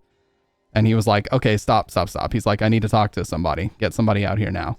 And somebody from the casino came out, and he's like, I just caught you guys cheating because you're presenting me betting data based on incorrect numbers. So, like, the players are making betting decisions based on complete horseshit because the monitor does not reflect what's actually getting played. So, casinos cheat all the time, dude. That's, I mean, again, they are a business. The house always wins exists. That phrase, that saying exists for a reason. These gigantic, beautiful, and they're usually like casinos and resorts and hotels and all these different things. Like they are so many businesses rolled into one. They are too big to fail. They cannot be paying out millions of dollars. Every one of these motherfucking things cheats.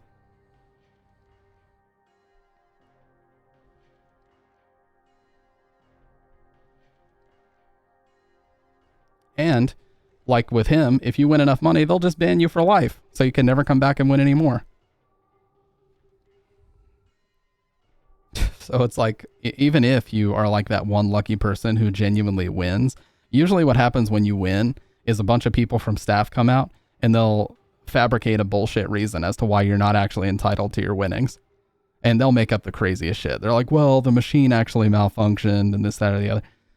Like there was a lady, one Korean player accidentally played $100 on video roulette and placed his bet on 00. He hit and won 10K. Holy shit. 10K in one fucking roulette spin. Okay, so the lady wins jackpot slot machine. Basically, she won the jackpot and the staff came out and immediately kicked her out. Okay, here we go. Check this out. From June of this year, $43 million jackpot win voided as casino claims malfunction. So if they can just come out and claim that there was a malfunction, why would you ever play these games? In 2016, a woman named Katrina... In 2016, a woman... Why am I getting stuff for Kentucky? What the fuck? In 2016, a woman named Katrina Bookman thought she had won the $43 million jackpot at a New York casino on a slot machine. Her life was changed forever. Until it wasn't. The casino claimed malfunction and voided the winnings. Bookman arrived, sat down at the Sphinx Wild slot machine. Moments later, the machine told her she had won the nearly $43 million jackpot.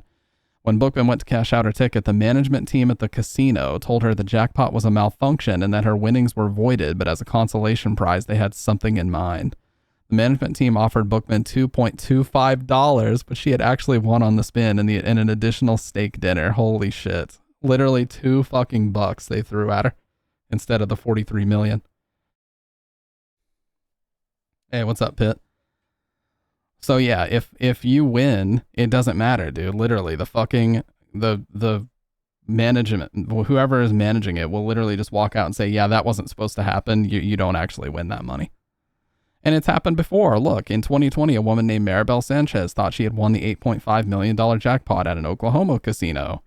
The casino also claimed malfunction and voided the winnings. That's how they operate, dude. If they think you've won too much money, they'll just come out and say the machine fucked up. And who's going to prove them otherwise? They own the machine. It's like, it's just bullshit. No lawsuit because she has no legal legs to stand on, I would assume. They'll probably just say, oh, this is definitive proof that the machine actually malfunctioned and this, that, or the other. And there you go. And they have like a team of very, very strong defense lawyers that can probably win a case, you know, regardless of how bad the odds are stacked against them. There's a 200x multiplier on Baccarat at the Horseshoe Casino a few hours. Holy shit, dude. Did I watch McMillions? I did not. I'm assuming that's a movie about McDonald's. Okay. John, have you ever heard of carnivore diet? I think you were in here once when we talked about this. You guys want to talk about something really bizarre? Is this growing... Oh, the Monopoly game for McDonald's. Okay. You guys want to talk about something really bizarre? Is this growing trend of people doing carnivore diet?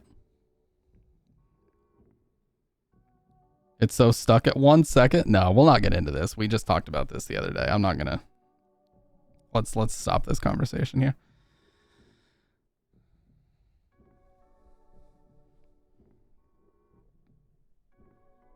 Oh, here it goes. My man said, not again, dude.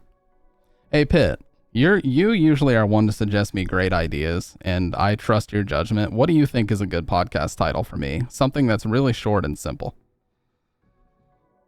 Saw a video of him eating... Oh, are you talking about Liver King? The guy that literally eats, like, raw animal organs? Inside of milk, yeah.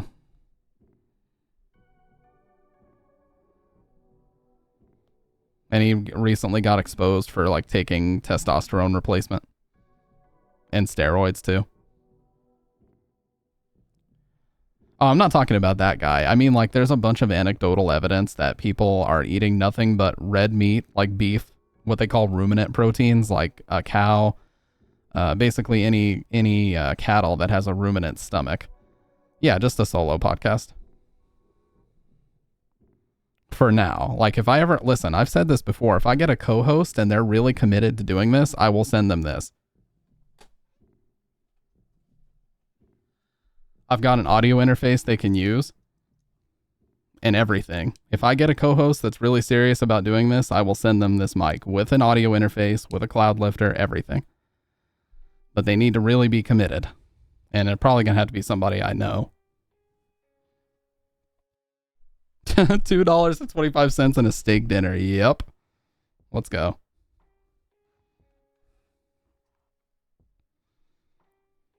Well, Dr. Red, it's just that, you know, there's a lot of processed sugar in the foods that we eat. It's very hard to avoid processed sugar nowadays. So while eating cooked meat is fine, it's mainly just about avoiding processed sugar. Like, whenever people cut that out of their diet, they just feel incredible. And it's all based on the amount of processed sugar that's in things like white bread that we buy at the store, all kinds of shit. There's so much of like our daily diet that's made up of that horse shit, and it gives people diabetes. It gives people all kinds of diseases. Like, processed sugar is basically a poison. And corn syrup too. Corn syrup is horrible for you. And everybody's drinking that shit up when they drink Coke, Pepsi, Mountain Dew, any of the big, like Dr. Pepper, any of the big sodas, all are just chock full of fucking corn syrup because they stopped using cane sugar like decades ago.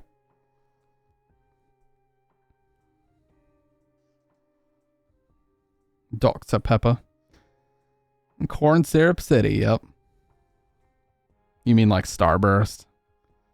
Yeah, soda is one of the worst things you can consume. It's literally just corn syrup and water and really dark, like, syrup that has like phosphoric acid and shit that's carbonated. That's all it is.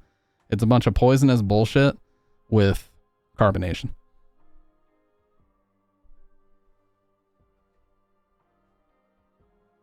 Genuinely, it's so shit.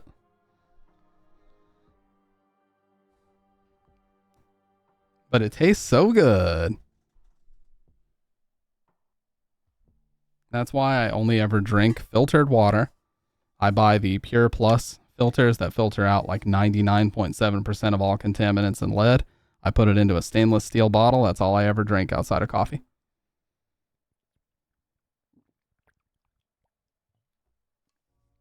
And my coffee is also brewed out of the same filtered water.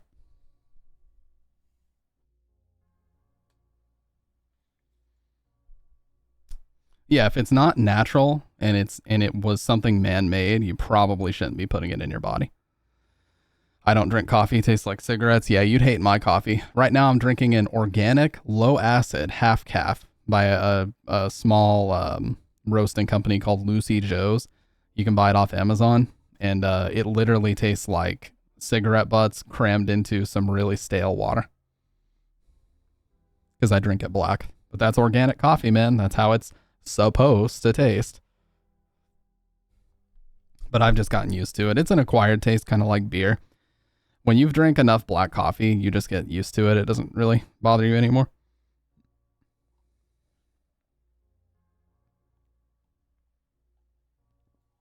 I had a health teacher in 6th grade. They used to always say your body is a temple. You should only put good things in it. And all the kids used to roll their eyes and be like, oh, please. Like, I'm just going to fucking eat McDonald's and all this shit. I feel good, so who cares? But yeah, the older I get, the more correct he was. Because holy shit, when I did carnivore for over 3 weeks at my longest, and I felt unbelievable. Oh no, caffeine is a highly addictive substance. I mean, it's, there's a guy, that teacher was an alcoholic. No, he actually was really into fitness. Like he would come in all the time in bicycle gear, like the compression shorts and the helmet and everything. Like he would bike to school almost every day. Like he was a super health conscious guy.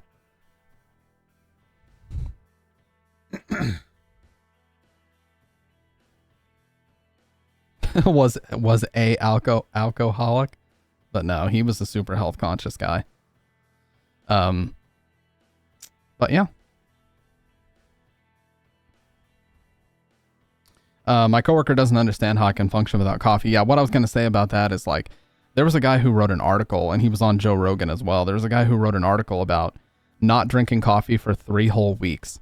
And when after 3 weeks, he only started to feel normal after the second full week of detoxing, like not a single drop. And then once he finally started drinking it again, he said it was like such a body high. He genuinely felt like he wanted to know if the coffee that he drank was spiked.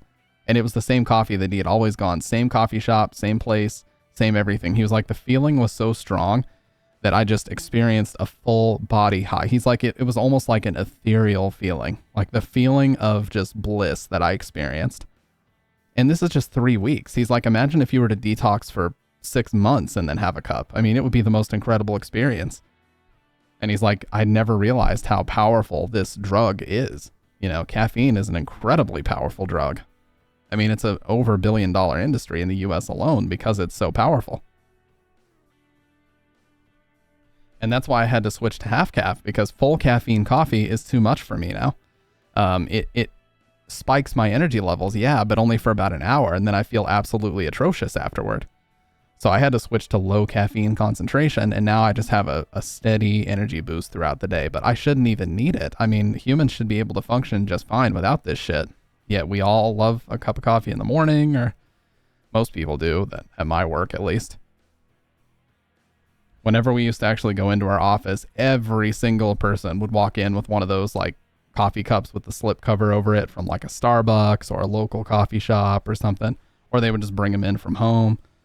Every single person either had a coffee mug at their desk or one of those cups. Like our whole office was just fueled by coffee.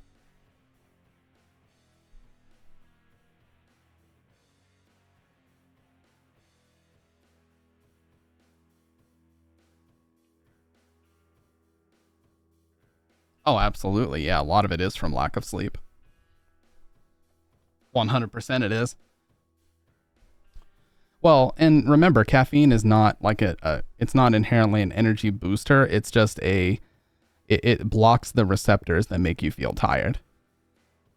So it doesn't necessarily boost your energy. It just, you don't feel tired anymore. And so you feel more energetic in that moment. But with that, there's going to be a crash associated with it. Like your body can't just, oh, I don't feel tired anymore, and then it just maintains. Like that feeling is going to come back when those receptors start to work.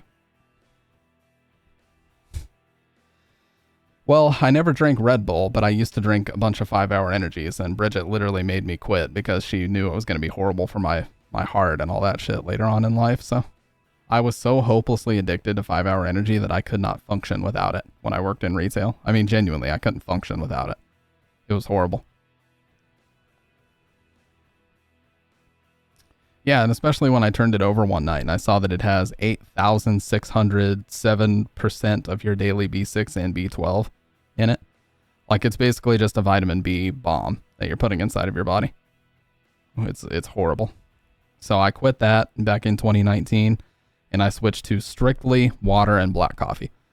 So water and black coffee is all I drink 95% of the time, and occasionally I'll have like a few sips of a Diet Mountain Dew, but that's it. So in my mind, that's worlds better than a 5-hour energy every single night. Baja Blast, oh Jesus. The most authentic Mountain Dew flavor.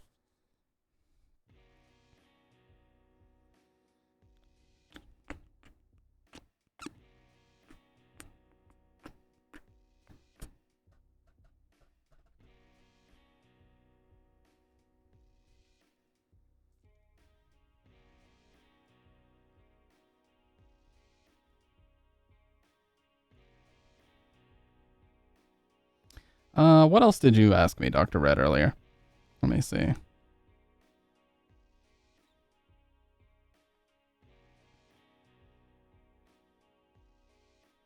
Oh, this is why you need to talk about conspiracies and podcasts. They're fun. They are fun. Let's see. People you grew up with, points in your life where you go through change. Time in my life where I went through a change. A good conspiracy topic is the money pit. Is that the whole thing about like credit card debt? Because I feel like I've heard about that before. The money pit conspiracy. Is it Oak Island conspiracy?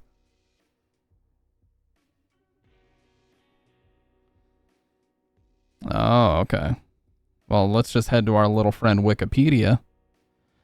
The Oak Island Mystery is a series of stories of buried treasure and unexplained objects found on or near Oak Island in Nova Scotia. Since the 18th century, attempts have been made to find treasure and artifacts. Theories about artifacts present on the island range from pirate treasure to Shakespearean manuscripts to the Holy Grail or the Ark of the Covenant. Holy shit.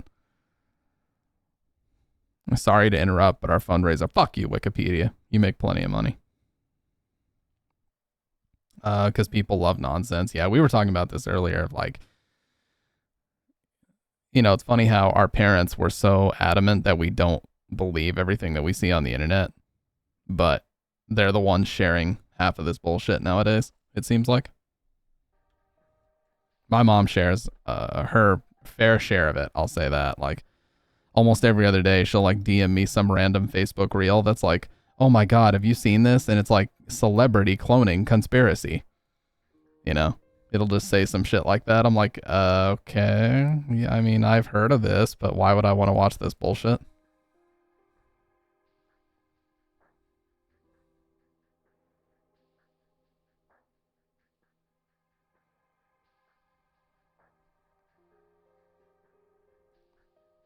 Probably some clever pirate that thought some shit up.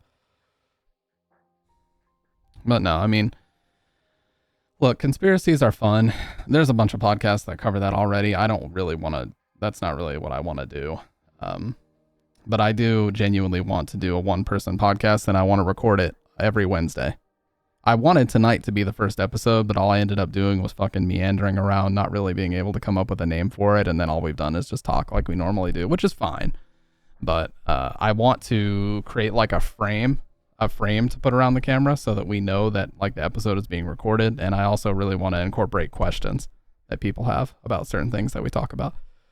I just need a good topic, a good set of topics, and a good like rundown and sort of bounce questions off of you guys and different things like that. Because I know the first few episodes are going to be very, very light. So get John on. I would love to have guests on. John's got a great mic. He's got a good voice. I'd love to get him on and talk and just shoot the shit about different things.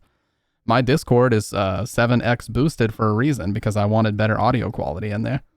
So I could easily get, you know, guests if they're feeling up to it. But me and John are on, I think we're on very different schedules, but I'm off on the weekends now. So maybe Saturday or Sunday or some shit would be a good day to record it.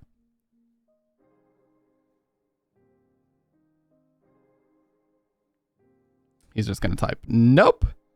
He's going to say, bitch, come on my podcast. The BBJ cast. Oh no, that'd be... Oh no. Oh, let's not go there. Conspiracy is I have is Pitt as an AI. You know, Pitt joined my Discord once for literally 1.5 to 2 hours and then instantly deleted his entire account. He went into Swix's for a little bit because he was like letting people know when he was ready for tournament sets and stuff, but he was in mine for maybe 2 hours and then just deleted his account forever, never to return. But no, Pitt's a good dude. If you guys didn't know, Pitt was actually the guy that first told me to do just chatting, because I was so focused on what game are we playing tonight? What game? Like I didn't want any dead air. I wanted there to always be a video game up. And he's like, dude, let's just do a just chatting stream. And it ended up being one of the most fun and memorable streams I've ever done. So.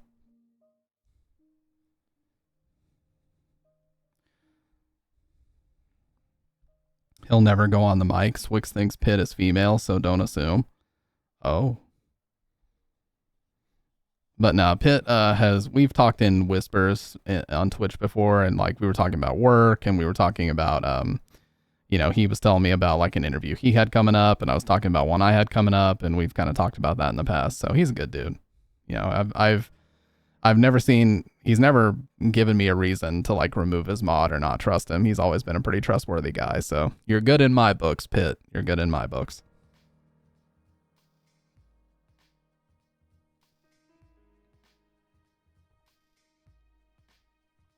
I removed Pitt's mod. Wow. On principle alone, I yoinked that shit. On principle alone, I yoinked it. Cardinal sin. Oh no, did he roast your Sagat on Street Fighter 4? That's the cardinal sin that no mod can. Nobody can redeem from that. He knows what he did? Oh my god.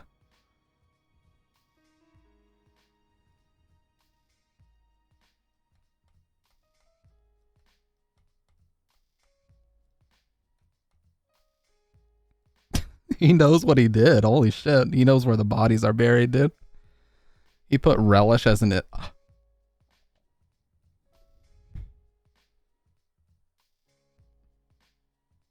I have to go. I have to go.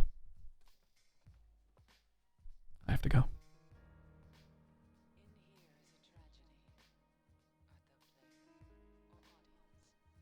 I'm back now. What's up, everybody?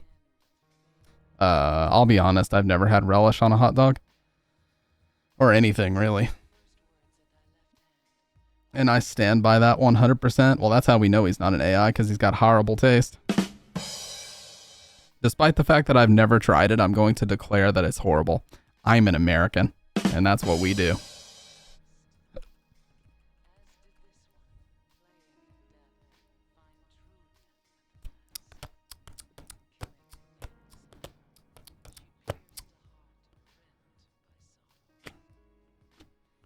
I talked about this in the beginning of the stream, but let me show you guys.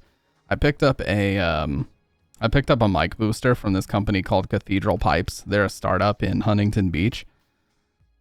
Look at the price discrepancy in these two products, by the way. I'd just like to point this out.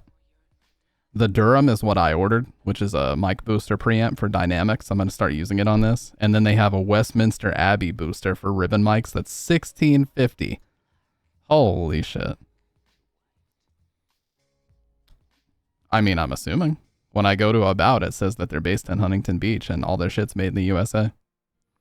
Our M7 capsule machine in Orange County, CA. They're in Sea Circle, Huntington Beach, California. That's where they're headquartered. What was shipping? It was like $8. I mean, if you're in Huntington Beach, you could probably just walk over and ask for one, dude. If you needed any of their stuff. But yeah, they make ribbon mics that are insanely expensive. I mean, look at this. The Notre Dame, which is a $2,400 entire system. Like, it comes with the booster and everything. And then they've got the Seville ribbon mic, which is sold out. But then they've got the Saint Jean Baptiste vintage FET microphone for $1,300 and the Regensburg Dom vintage tube mic for $1,800. Like, holy shit, dude. These are some boutique ass mics. Notre Dame, whatever, dude. I say Notre Dame because I'm used to the college, but it's probably Notre Dame if you want to be serious about it. But yeah, basically ribbon mics require that boost, and so the circuit that they have for the boost, they took it and put it into an external box, and they called it the Durham, which is what I got, which is this thing right here. And this actually performs better than most of the other inline preamps on the market. Plus, I like to support small companies. If I ever get the opportunity to, I like to support small companies. Stamp says my mic is good. Little does he know, all I have is a noise gate on. Well, some people are blessed to not need any more processing than that. But it's an Elgato Wave 3, right? That's a good mic. And I'm obsessive about mics, and even I gotta put my hand up and say, that's a good mic. Tried that armless Palmer Liquid Death. You know there's a lawsuit about that. They're not able to use the word Palmer because Arnold Palmer T exists. And it's like his NIL conflicts with it. His name, image, likeness conflicts with it. So they actually sent out a press release recently where they had to change the name of Armless Palmer to they changed the name to Dead Billionaire. Yeah. So they changed it from Armless Palmer to Dead Billionaire.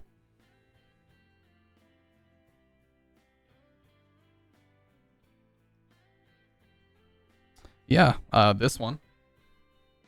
I like this one a lot. I'm never going to open this one because this is my desperate plea for a sponsorship can. So I won't open it, but I like the base sparkling water pretty well. It's probably lost all carbonation at this point. I can't speak. But fuck it. I also have their refillable Slaughter bottle. I'm not a brand whore whatsoever, dude. I'm really not.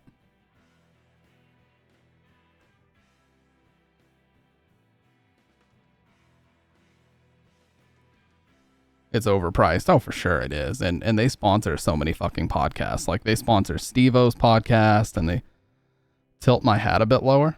Oh, yeah. I'm not a brand whore, dude. I have, like, at least 2 other hats. Here, I'll grab one right now.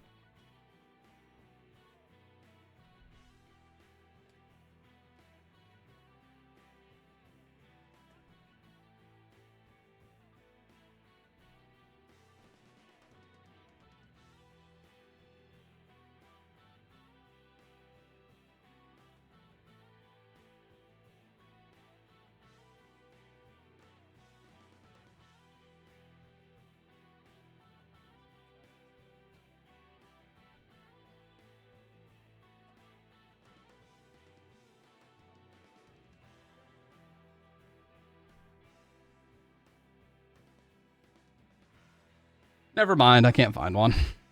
No, Liquid Death is not on the back of my shirt. I've already leaked what shirts I wear. They're literally Walmart brand Russell athletic shirts.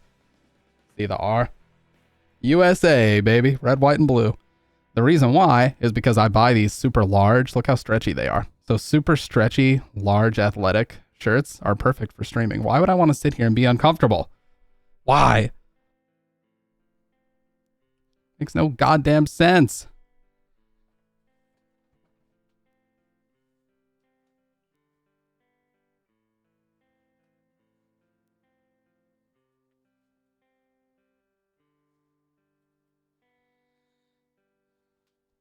For real, if somebody could actually prove to me that they're committed to recording a podcast with me, I will send you the arm. I will send you the mic. I will send you the interface. I will send you a preamp. Whatever the fuck we need to get this shit going, I will send. I've got a lot of arms. But like I said, I'd have to really trust the person because a lot of motherfuckers out there will get the stuff and then just ghost you. So trying to avoid that type of situation if I can. I thought it was going to be Tusk, and then he had the audacity to have a baby, so. He had the audacity to have a baby. You're not into Shure products. Why? You're not into the hypest product in the market, dude? Why not? By the way, I had mine before the fucking massive wave actually hit. I had mine for about 6 months, and then I noticed that I couldn't find a single motherfucker that wasn't using it. And now I just look like a hype beast. That's all I am, is a hype beast. They discontinued their turntable stylus. I would, but 2 reasons why I won't. 1, mac and cheese. 2, mac and cheese. Wow. Well, that's a fair point, though, Dr. Red. I mean, honestly, I can't ask you to give that up, and I would be very... I just feel like I had committed a betrayal if I were to ask you to give that up. And it's not something that it's not something I would ever be proud of. In fact, I'd be pretty ashamed of it if I was to ask you to do that. And so I can't ask that of another human. I really can't. I mean, it's shameful.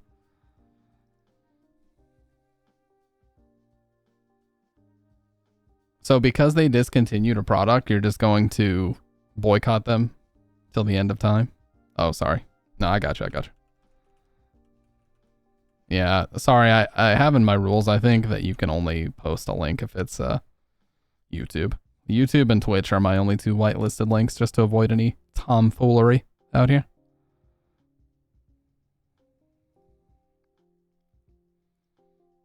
Let's see. Oh my god, $300? What the fuck? Pro DJ Scratch cartridge. Oh, you mean like if they have a turntable, it's the stylus that actually runs across the record and plays the... Oh. Okay. Dude, just get Audio-Technica. Audio-Technicas are super cheap. I have an LP60 by them, and it only cost me like $80 to get it.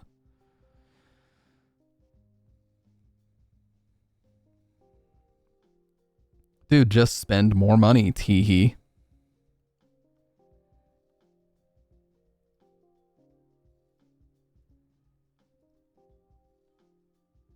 I mean, this thing says copyright 2001. Holy shit.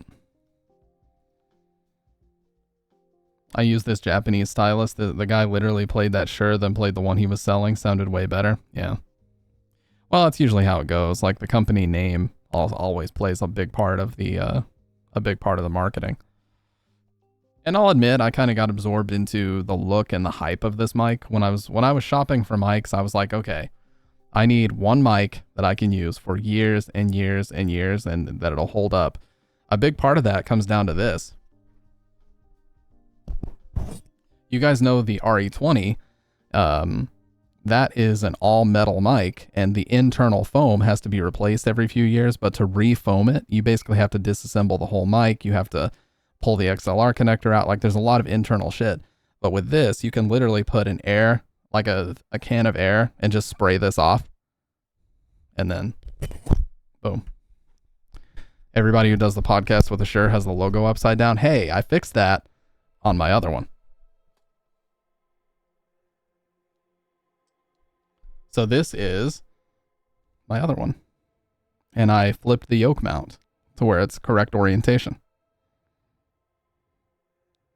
And the blank label is on the inside. But it's a bitch of a time to do this because there's like 8 washers that you have to take out. There's like 8 washers that you have to take out, and then you flip it, and then you have to somehow get all the 8 washers in the perfect place to where you have this tension. Because if you don't put them in right, it just flips up and down. So it's actually not the easiest thing in the world to do. But yeah. You know what, John? I'll do this just for you. I wouldn't do this for everybody.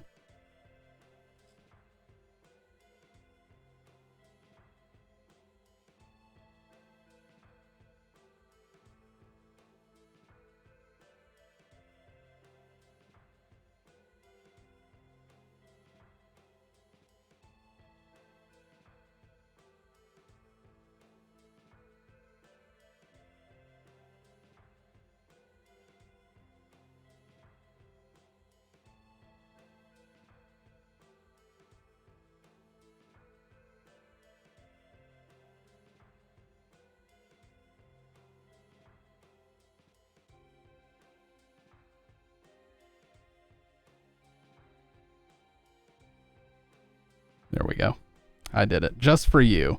Now, as you can see, we're orientated correctly. I actually have seen a few podcasts that do it, like Conan O'Brien's, they did it.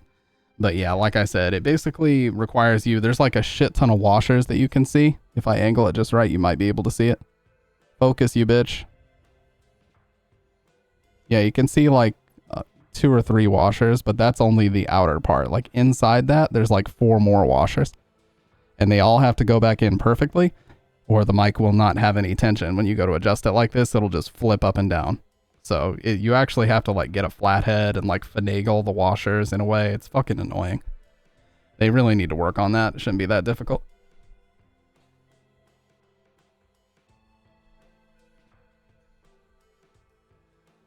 Yeah, I'm using an OC White Pro Boom Ultima as my mic arm. I posted a photo of the setup, but I know. Here's the setup that I'm using right now. So it's very similar. It's oh yeah, you mean where it's like the gooseneck sort of thing? That is smart. But yeah, it's basically the Elgato arm was based on this arm. This is a converted monitor stand that just has a 5/8 thread at the end, and you just screw on your mic. But that's the setup I'm using right now.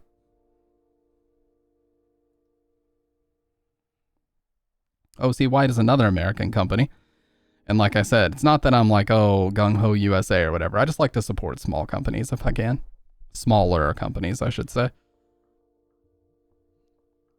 But yeah, it does kind of annoy me that everybody uses it upside down. Like I know Hassan and a few other streamers use it with the logo upside down. And yeah, it's fucking annoying, but it's like, whatever. You can also get these switch cover plates. One of them comes with the mic.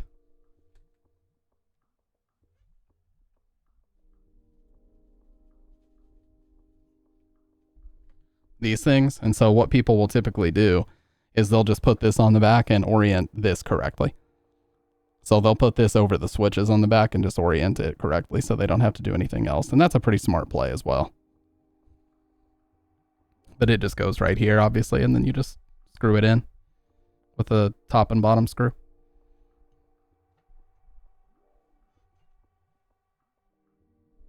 But yeah, I'll admit, when I was first shopping for mics, part of it was the allure of like, oh my God, it seems like everybody's using this thing. It's got to be so good. Looking back on it, terrible decision, but the main thing it came down to was that it's easy to clean. You can buy these things. Like, these will never be out of stock because Shure sells so many of these fucking mics and people need replacement foam all the time for like radio shows and stuff if they have frequent guests. So you can clean it easily. It's easily serviceable. This piece can be replaced whenever you want. It's built like a tank.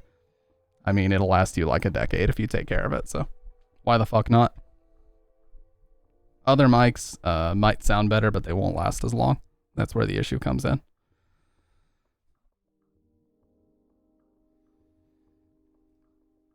But yeah, if you really want some immersion breaking, check out the background. Looks so different in a photo than it does on stream. But that's literally exactly how I run it on stream. It looks so different with this photo. It's crazy. And I have to put the sheet here because there's an electrical outlet there. I can't put a foam panel over it. Unless I really want to start a fire or some shit. That's a light diffuser sock, by the way. It's not a shower cap on my PS2. Just want to point that out. In case anybody was going to spread misinformation about me, that's not a shower cap. It's a light diffuser sock, okay?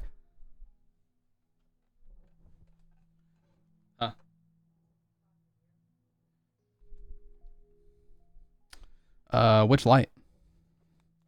You mean the back ones or this one up here? Because it's not a real key light. It's a Vigim K1.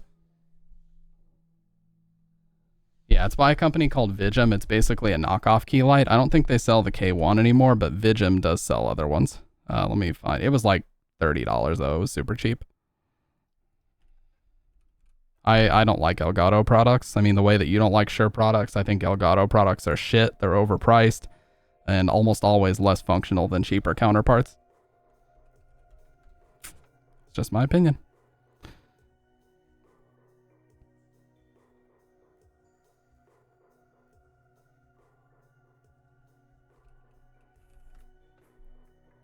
Let's see. Here's a really similar one, the Juicemo K3. And this one was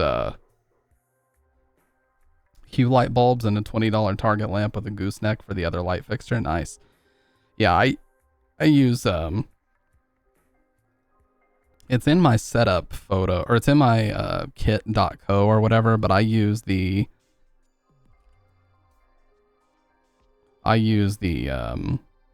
work lights, like these hanging work lights. Oh, what the fuck? Okay, a lot of my products were missing. I use, yeah, here's the Vigim key light. Actually, let me see if it's still available.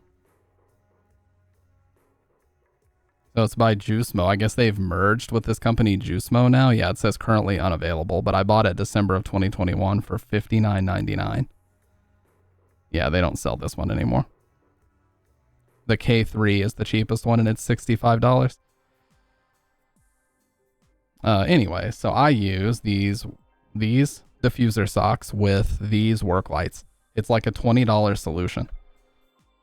And the bulbs are like really cheap Walmart LED bulbs.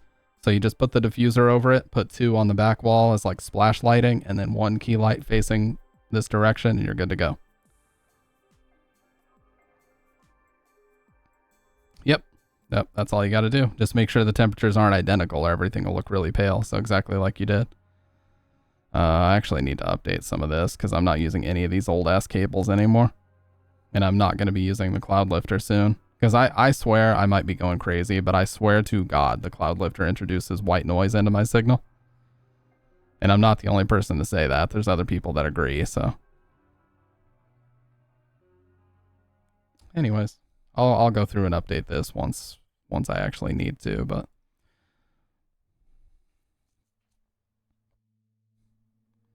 But yeah, I like this background. I was thinking about changing it for a while, but I'm not going to do that anymore. I like it, I'm used to it, and it's very easy to work with, so no need for that bullshit. One of the coolest things I ever did was get a polarizing filter for the camera. So watch this. As I spin this, you'll see the lighting will totally change. Watch my headphones. Watch this side of the headphones especially. As you spin it, the dark area completely changes. You see that? It's darkening and sharpening certain areas as you spin it. And the light just, there you go. That's how I like to keep it. The darkest possible on this side. And it just gives everything that really dark, contrasty look. That way I don't have to go in and like fuck with brightness and contrast sliders and any of that nonsense. I don't have to mess with it, so that's cool. And it was like, it was a Neewer. It's like fucking $11. It was super cheap on sale for Black Friday. Like Neewer products are legit bargain basement. And I cannot complain because it actually does exactly what it's supposed to do. I just got to blow my nose.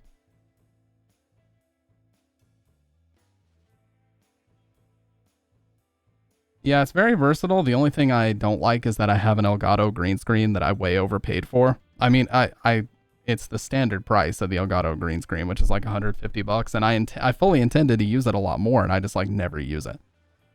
There's really just no need. I just don't really like using green screens anymore, because it's so annoying how you have to get your lights perfect to where the background is fully keyed out and this, that, and the other. Like, it's so much easier to just make a shape like this rounded square shape that I made for the webcam, and then you can just put it anywhere. It's so much easier to work with, dude. So I don't know. And plus the green screen sits on the floor anyway. It's like a projector reel. So you don't need to, it's not like you need to have it in your shot at all. You can just leave it on the floor. It's not even visible.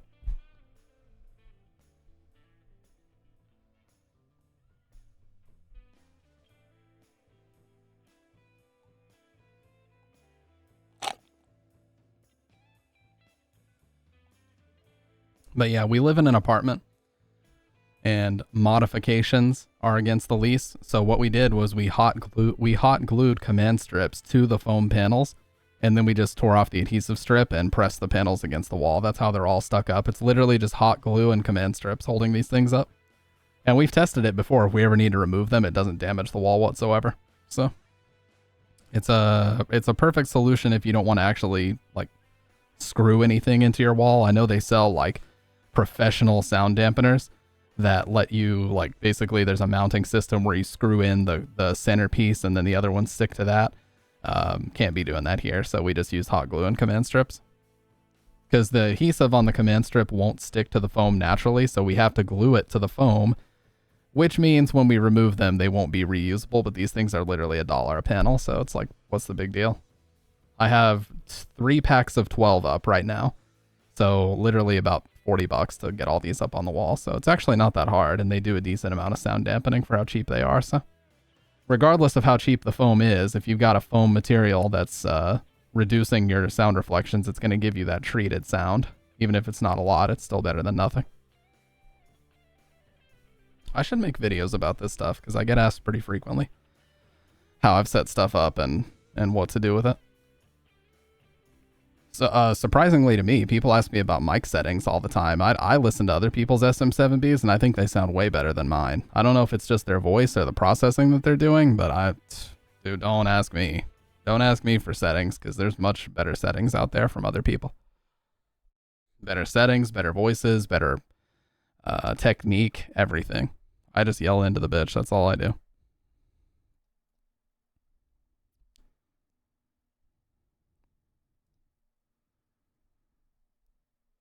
But no, I genuinely do want to introduce like a once a week podcast with, can I send link to SF5 combo? No, absolutely not. If it's a Twitch or a YouTube link, it's whitelisted. You can post it. But no, I just need to find somebody that I can trust to record it with me. I'd love to record it in my apartment, but I would literally have to be somebody that I know and I know well, and somebody that lives close enough that they can come over to record once a week, you know. And I just don't really know anybody like that in this town, unfortunately.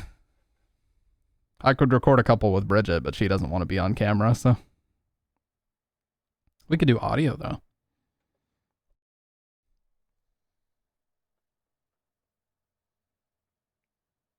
Yeah, you should just be able to post it if it's a Twitch or a YouTube link. I've whitelisted all links for both websites.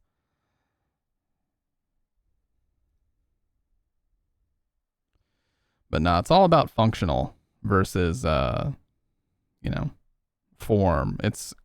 I just look for really cheap products that mimic the more expensive products and their functionality, and that's how I basically built out this whole setup. Oh yeah, the other thing about the polarizing filter, it reduces the reflections in my glasses. You can see as I move this, they get less.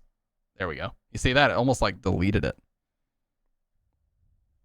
Yeah, so now there's way less reflection in my glasses. You see that? It moves. It actually bends that light upward a little bit because of the filter. So now there's not so much bullshit in my... It's a very cool thing. I didn't even know that these things existed until I watched another YouTuber talking about it. Because see, I'm not a camera expert, so I don't know this shit.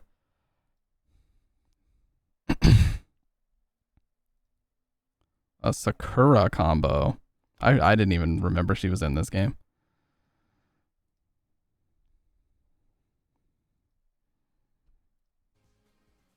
Oh, no problem.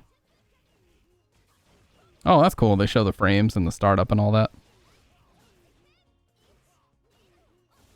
Nice. Holy shit, that's a lot of hits, but so much scaling. That's like a quarter life combo. But it takes so much execution. Yeah, scaling is painful, man. Street Fighter 4 is so bad about scaling. Like if you get a stun or something, it's best to just like do heavy jump in, heavy button, cancel into fierce special move. Like with Ryu, it's best to do jump roundhouse, stand fierce, fierce uppercut. If you get a stun, because like that's the way that you can do the absolute highest damage. Yeah, that Elena combo is ridiculous, but she's a completely busted character anyway, so.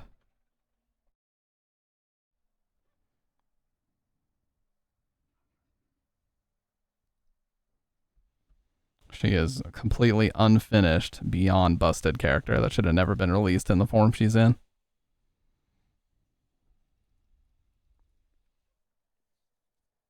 And the game's more than dead now, so nobody will ever go back and fix her. Isn't that just lovely? Isn't that just fucking phenomenal?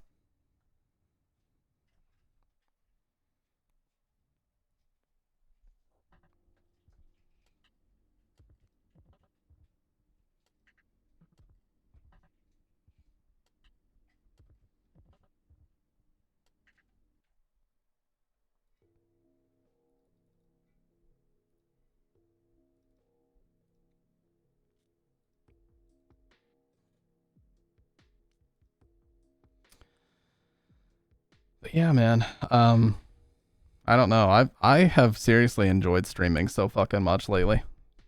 I feel like I say this every stream now, but you know, it's genuinely gotten to the point where I just enjoy myself more and more. Which is good, because you know, I never need to find the motivation to turn the stream on and just talk to you guys, you know. But like I said last time as well, I'm also getting very burnt out on video games. Like I just kind of feel like I want to take a little bit of a break from video games and just mainly just, you know, talk about different shit. You know, breaks are good. I just feel like, you know, my stream is a little bit too focused on different games, and like realistically, I'm playing the same games over and over, so I need to branch out for real. I need to branch out big time and just, you know, try some newer, more exciting things. I think that's healthy. Just like changing your equipment every now and then, like your mouse, your keyboard, different like peripherals and stuff. Changing that around every now and then is also healthy, I feel.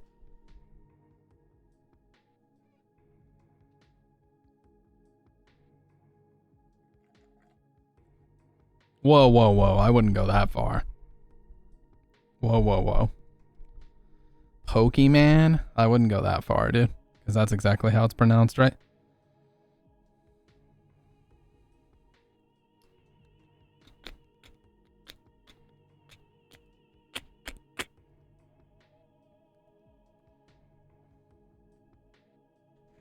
Earthbound? Earthbound is one that people have asked me to play. What is the, I mean, we're going to be playing the Warriors this coming Monday as well, so there's that. 188 people watching Silent Hill 3 right now? What the fuck? Oh, it's because a speedrunner has 182 of those viewers. I was like, what the hell? What's crazy to me is the fact that Silent Hill 3 has over 108,000 followers on Twitch.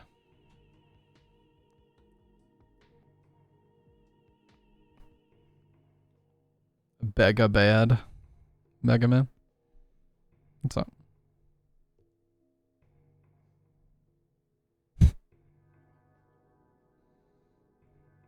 You want to record a podcast with me? Huh. You can, or you will.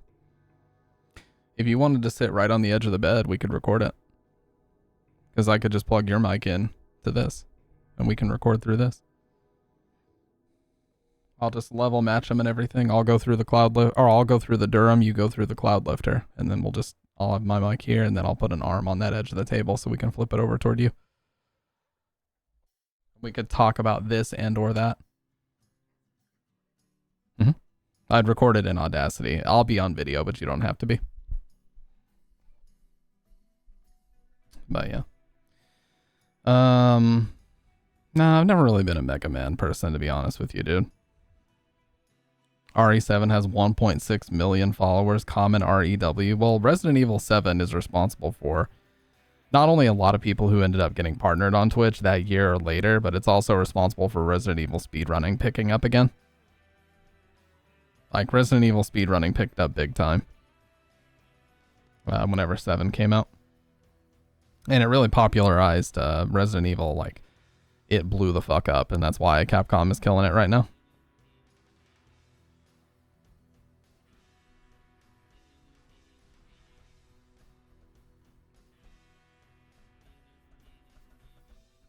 Crash Bandicoot? No, dude, that's your shtick. I can't steal it. That's just literally stealing. I would play Sonic Unleashed. That's a fucking cool game. Do some Sonic streams. Sonic Unleashed is a cool game. I said it.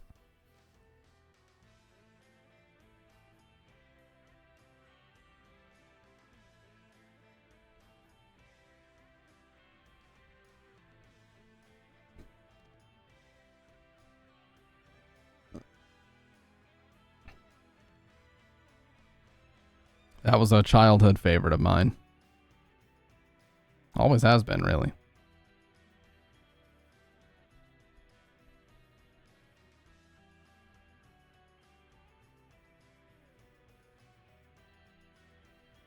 Get into a new fighting game like Virtua Fighter, a One Piece Ku Daikizu Koni Desu Ordewa Naru. Hello? Hello? Xenoblade Chronicles 2. Well, Life is Strange is very outside of my regular scope, but it's a game that we've finished on stream before is the issue, you know? Like, it'd be one thing if we had never done it before, but the fact that we had already beaten it once is making it like, nah, not really, you know?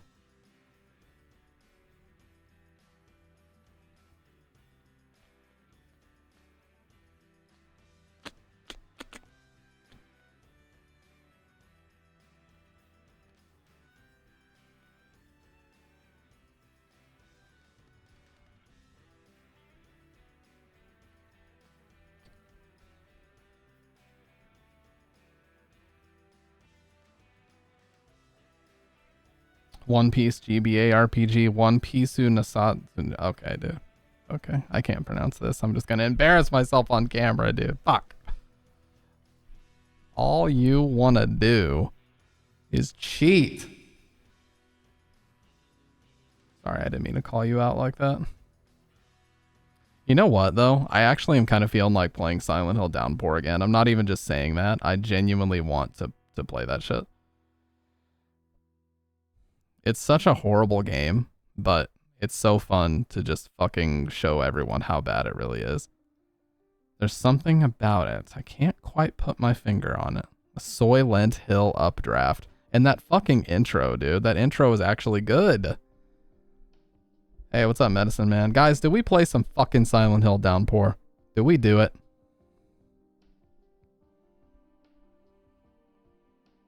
Shattered memories. Fuck, I don't have a way to play it right now, dude. I wish I did, but I don't.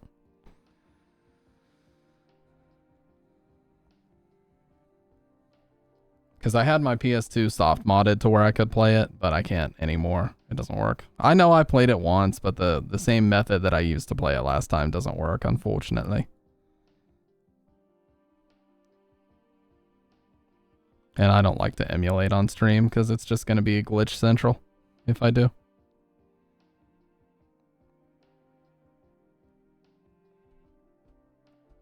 But we do need to play it again soon. See, that's one that I would like to actually own, but holy shit, it's expensive. Let's see what the Japanese copy, if it is in Japan. Oh my god, $168 even for the Japanese PS2 copy. Holy shit. What were they thinking?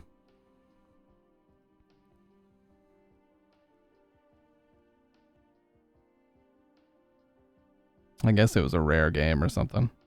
Mario Maker, Spider-Man on GameCube. Honestly, who says Mario anyway, dude? That's my question.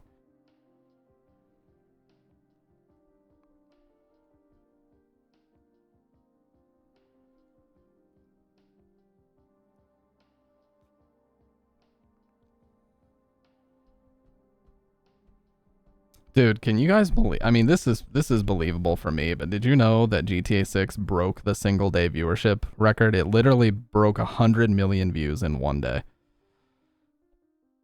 Holy shit.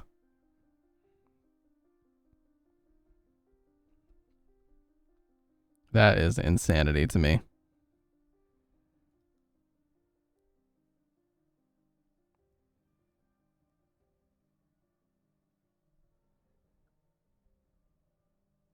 I think the previous record was held by Mr. Beast or some shit for the Squid Games video. So yeah, 100 million in 24 hours. That's going to be so tough to beat. Like, how can anybody beat that shit? A third of the population of the United States alone watched that video in 24 hours. I mean, I know it was from other countries and it was worldwide as well, but that's just insanity to me. It really is. Mr. Clickbait. Oh yeah, for sure. Every video is just in like a dangerous spike trap or like fucking lasers in the background of the thumbnail.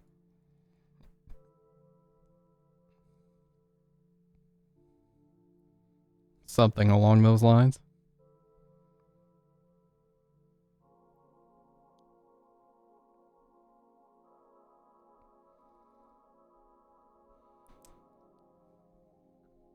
All right, you guys want to play some Downpour?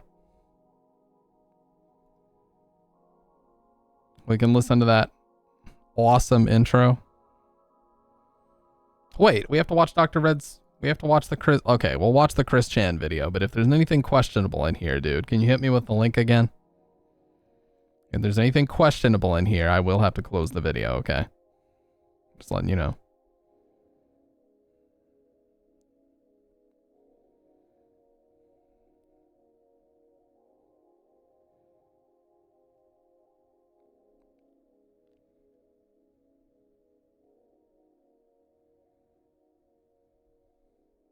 Let me think if it's oh, dude, if you have to think about whether or not it's tossed, that I don't know, dude. I don't know, dude.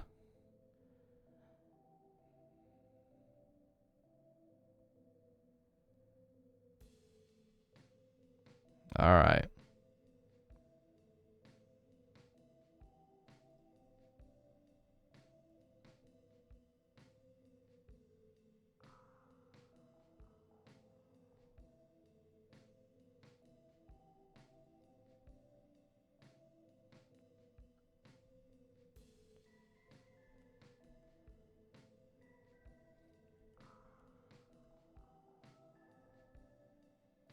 If so, I want me points back. I'll get you your points back. Don't worry about that. Do we have an oh, I thought I had an unban request. I got so excited, but it wasn't. It was just a request queue. Talk about the request that you won't do. Oh, these are all topics for... Dude, holy shit. Look at this queue. Holy shit. Look at this queue. Stamp is a shid. Stamp is a poopy, poopy, poopy. A shit ton of hydrates by Salt and also by Medicine Man. Stamp his pans. Wow, Dr. Red, look at this one. Now this is something. Can I just complete all? Is there a way for me to complete all? No. Oh, complete all. Well, I need to reject your... Wait, what? What's this? Oh, what the fuck? I'm not refunding those.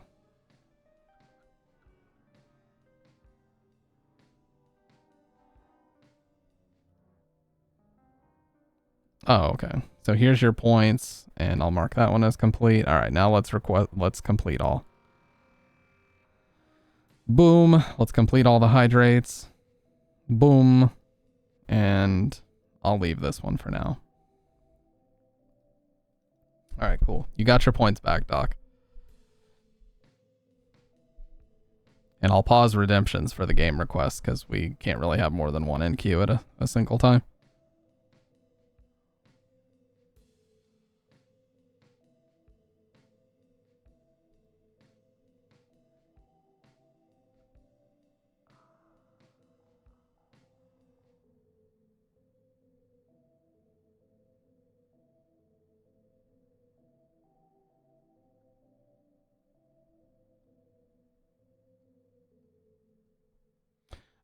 It's just like the Chris Chan lore is so fucked up. The deeper you get, the worse it gets. Like, I don't want to drag anyone into the Chris Chan lore unless they want to make that decision themselves. Oh my god, you're talking like it's a tragic thing to be involved in it or even know about it.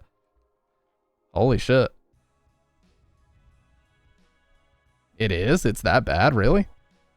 I didn't know that. It's hardly believable.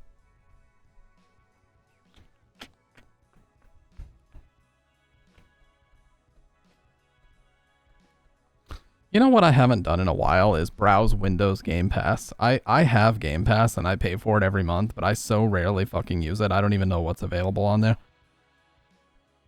Oh my god, Microsoft Mahjong. Let's go.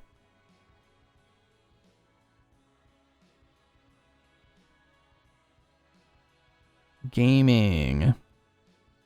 What's on Game Pass? Get the most out of Game Pass. See details.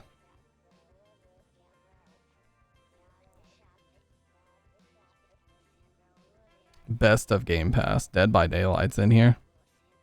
Texas Chainsaw Massacre's in here. Yeah, there's just not really anything that I would want to play in here, though, to be completely... Oh, Amigus. Amigus is in here, dude.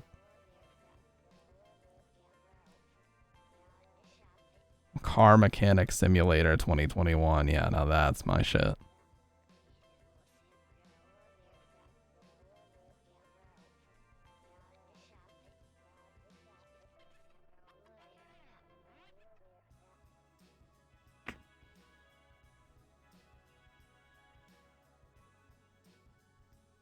Yeah, I mean, it's like Halo Wars, Fallout 3. I mean, these old ass 360 games. Like, I'm just not really. Oh, Oblivion Game of the Year edition. That's a classic right there. Skyrim Game of the Year edition. That's also a classic.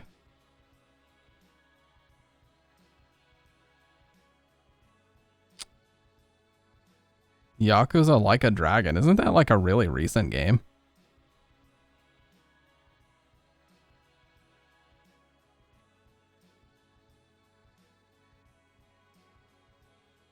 Got the name of my podcast. Let's hear it. Stamp of approval. Oh shit. That's actually not bad at all, dude. That's not bad at all. That's a good video series idea too. Like I could talk about maybe underrated games that people aren't talking about or movies or something. And I could call it Stamp of Approval. That's a great idea. I'm definitely going to use that in some way. You see what I mean? It's like the simple stuff that you guys bring up. It's like, why didn't I think of that? But that's why asking others for help is important. Find some help. God. Like, get some help if you need it, dude. That's all it comes down to. Oh, Psychonauts is on here. That's cool. All right. I'm throwing that in the notepad doc for future reference. I'm going to get flashbanged really quick. You see with this filter, though, even my shirt doesn't get washed out. It looks like Vanta black even when the screen is white. It's crazy, dude. Okay. I'm not really seeing anything that interesting on here, to be honest with you guys. Like Evil Within 2 being on here is neat, but I already have it on Steam. I will say Game Pass is awesome to have though, because there's a lot of stuff on here that like Bitwit used my suggestion for. Oh, Kyle Bitwit. Does he still even use that channel? I thought he said he was like taking a step back from it or something. What did he call it?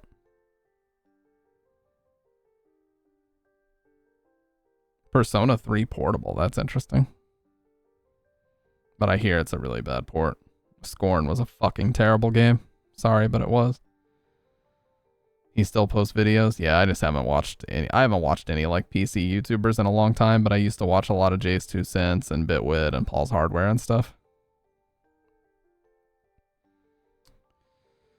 Oh, Amnesia the Bunker's on there. That's cool. Yeah, like, I don't know, man. Like, I went through all that stuff and I didn't really. All the stuff currently available on Game Pass, and I'm just like, meh, not really. Not really anything I'm interested in here.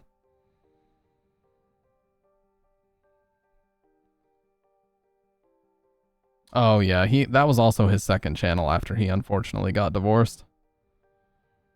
He made that second channel. People were like theorizing about it. Oh, be named Horsepower. That's a good idea, yeah. Yeah, a lot of people were theorizing like, oh, his wife probably still gets a percentage of the channel because she's probably listed as an owner if they have an LLC, and so that's why he's making another channel, or this, that, or the other. Like, they were speculating all kinds of shit, but I don't even know if it ended up being true.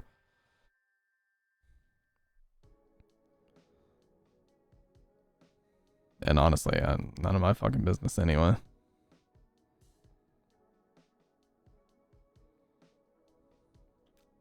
Yeah, I don't know, man. I don't know if I'm going to continue to pay for Game Pass, because, like, I'm just not using the shit whatsoever. I'm really not.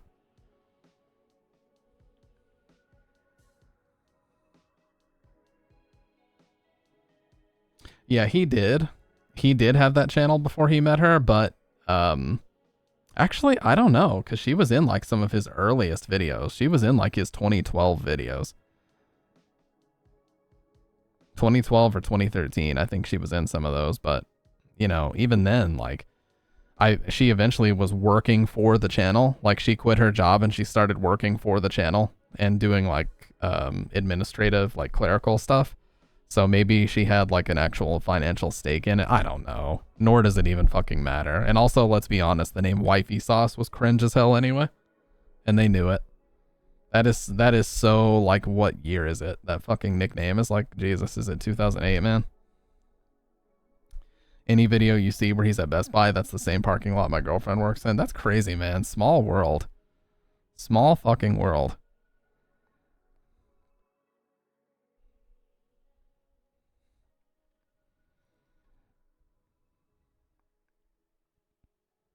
Starfield. Oh god. 3.1 star average out of 5. Damn, people do not like Starfield, it seems like.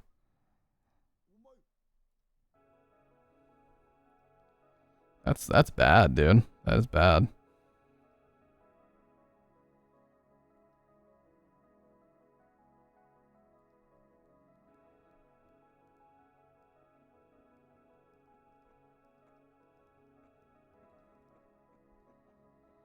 John, you want to see definitively the worst Silent Hill game ever released?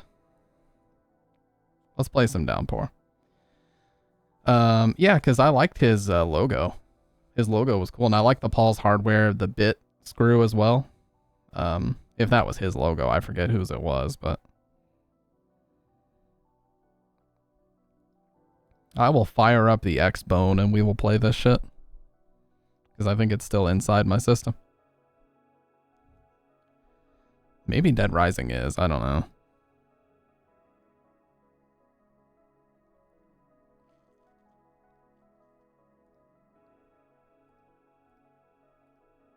I don't fucking know, dude. All I know is I'm off work tomorrow, so it's going to be a late one out here, boys.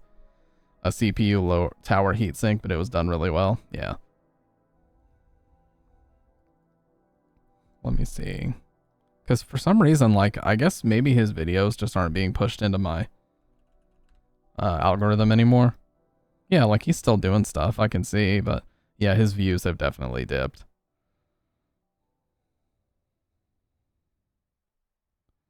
Noctua NH D15. Dude, the re-release of the D15, I cannot wait for that. I want to buy that shit like day one.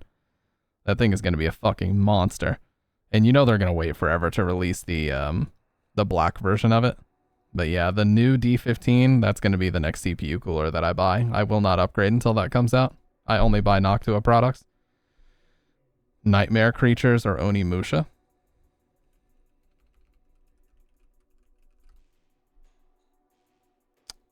A survival game, a 1997 survival game. Published by Gameloft in 2003, a phone version. Yep, NHU12S, U12A, NHU14S. Right now I'm using a Chromax D15, but I've used the U12A and the U14S in the past, and they're both amazing. I love CPU coolers where it's like you just install it and you never have to think about it for like a year. I repaste once a year. That's all I do. Very, very easy to maintain. It doesn't get easier than that.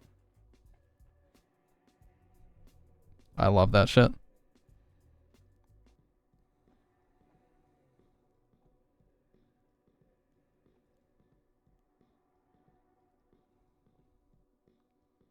Yeah, the U12A is awesome. I love how compact it is, but those fans that are made of the Sterox, where it like basically looks like it's touching the outer frame, but it has that amazing airflow in it. Like the U12A is so much smaller than the D15, but the performance is almost identical because it is just absolutely dumping heat out of the back of your system. My other favorite thing about Noctua is they include LNAs, low noise adapters, with their shit. So if you are somebody who's recording with a really sensitive mic and you really need your room noise to be as low as it possibly can be, you can plug in those LNAs and get really, really quiet performance out of them. Obviously, the cooling performance is going to be marginally lower, but I mean, who gives a shit? I just need to slide this over just a touch. Okay, that's like perfect framing, so we can play the game now. All right, cool. Let me turn on my X-Bone.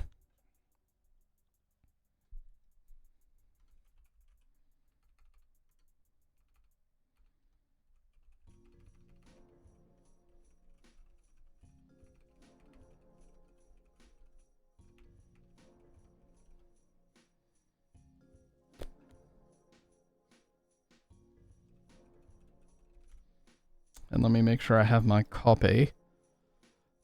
Boom. Okay. Oh, yeah, give me a sec. I'm gonna have to make sure that the Xbox plugs into the splitter and everything correctly, so just a sec. I'll turn the music up.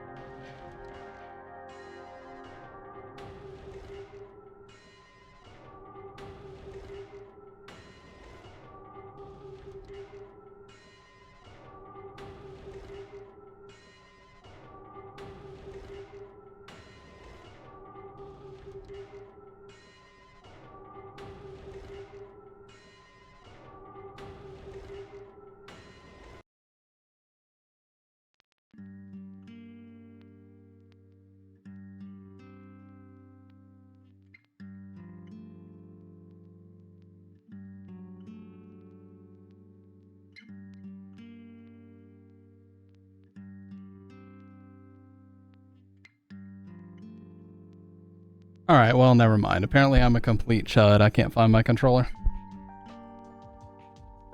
I don't know how such a thing gets I don't even know how such a thing gets lost, but it does.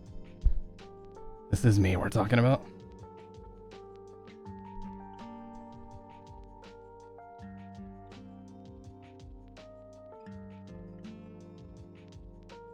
Actually, I think I know where it is. Hang on.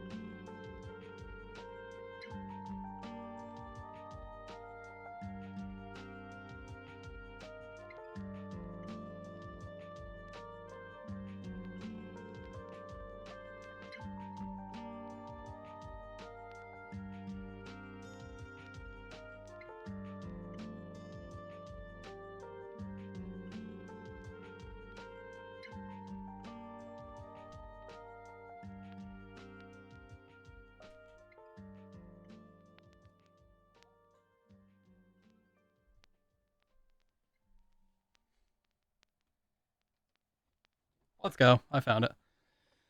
Well, Bridget found it, but I took credit for it. Let's go.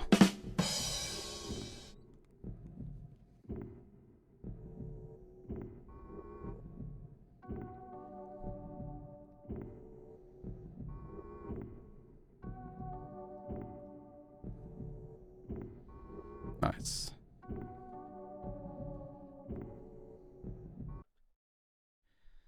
Alright, by some miracle, this is no longer the worst Silent Hill game.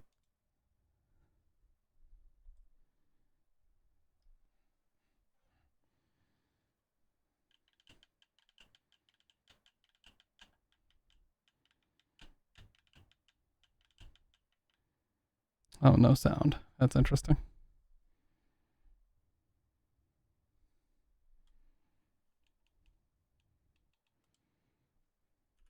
Just in case that shows sensitive information. I doubt it will, but...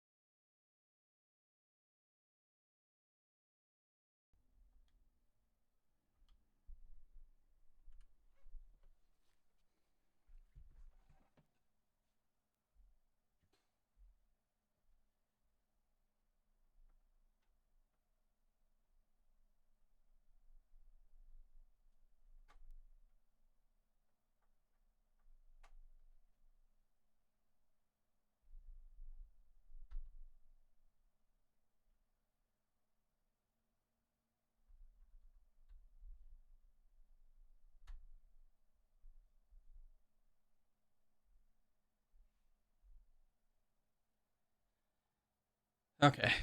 What's up, Quesadilla? I'm gonna try to reset my USB on my GoXLR.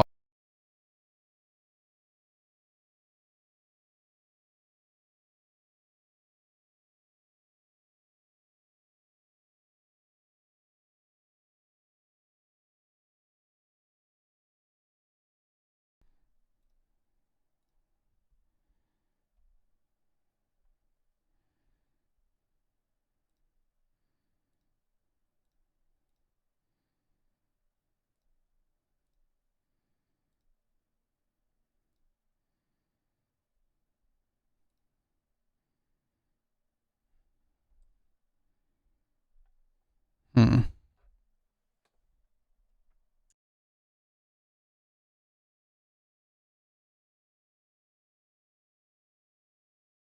There we go. Just had to give her a good old power cycle. The IT special. If anything's never working, just power cycle. That's all you ever have to do. Okay, now I just need to open up my app.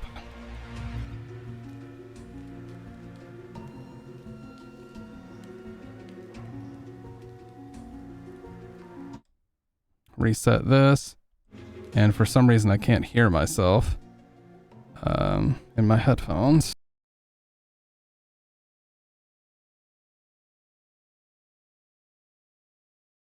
Okay. Why can I not hear myself? What about now? Okay, cool. Now I can hear myself and console's working. Let's go. Slight issues. They happen. Yeah, by some miracle, this is no longer the shittiest Silent Hill game. Like that fucking turnaround is so crazy to me. All right, let's see. What do I even have unlocked? Jesus, what an obnoxious ass scream sound.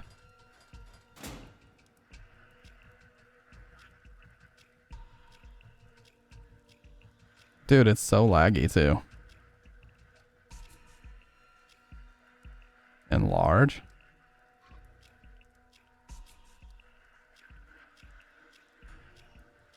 Okay. Postman. Something tells me this guy is somehow more than just an ordinary postman. The way he talks, the way he moves. I mean, he's way too relaxed for this ridiculous place. He's at home here, alright. I still can't figure out whether I should fear him or trust him, but still, he's the closest thing to what I would call a reasonable person around here. Do I feel sorry for him, what I've done to him? Dude, this writing is so shit. I keep telling myself that he deserved what he got, but the sounds he made, all that blood, the face of absolute terror, disbelief turned into the understanding of inevitability, all by my own hands. Jesus. I thought you to be one of those okay guards, the ones who played by the rules, a proper bastard but fair, but you just love to play those games of yours, don't you? Offering a deal that's hard to decline, well, I couldn't.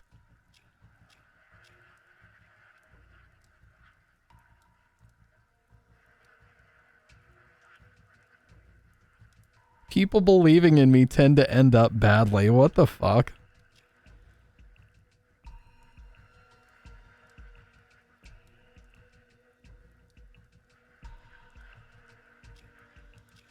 I can't get out of my head what he told me just before he jumped. It sounded like an apology and an accusation at the same time, but just a little bit underneath, I wonder, did he even pity me? God, this writing. This literally sounds like some shit that a Silent Hill Tumblr fanboy would write in like 2010 or 11. Somebody on Tumblr that thought they were being really edgy.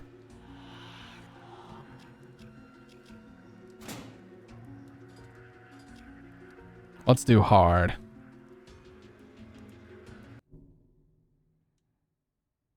Hard action difficulty, dude. I bet this is going to be a challenge.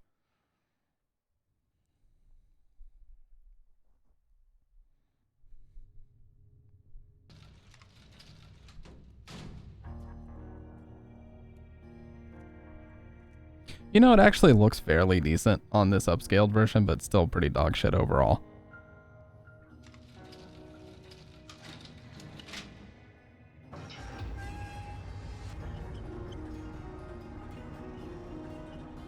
Oh, fuck, and we didn't watch the intro either. Ah, whatever. We can go one time without watching the intro.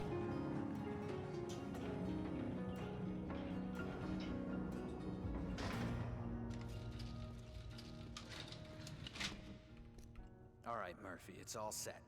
Make it quick, huh? Follow me.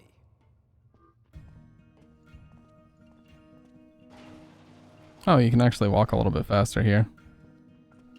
Fucking Tom Hewlett, the biggest meme to ever exist in the whole Silent Hill community. Who's that guy? He's all yours now. Make it quick, Cupcake. Hey, almost forgot.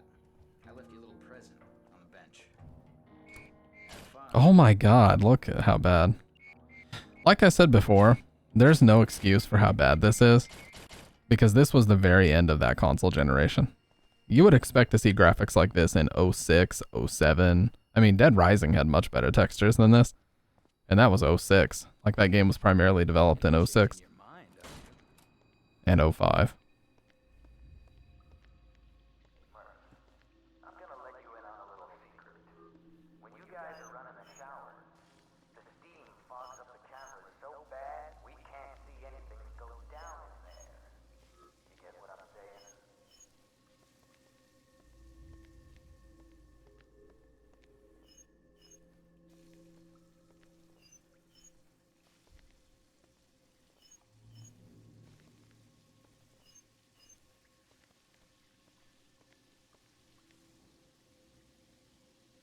It's so just ugly game. I should try to get the PS3 version, because that version is also just horrifically bad looking. I mean, just terrible. It's like one of the ugliest games of that entire generation is this on PS3, because they had no idea how to work with that hardware. Oh yeah, I think we need a knife. I like to grab the knife. Did I miss one of the showers? Oh.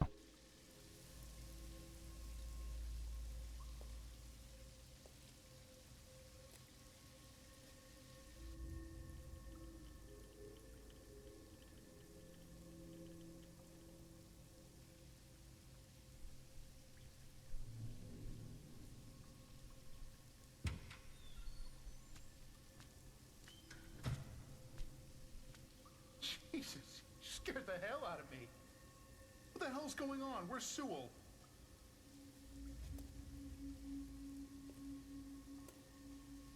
There's been a mistake. I'm a sequestered prisoner. You're not supposed to be here. Guards? Officer Sewell, hello? You don't recognize me, do you? What? No, Guards! Guards! Anybody? We used to be neighbors.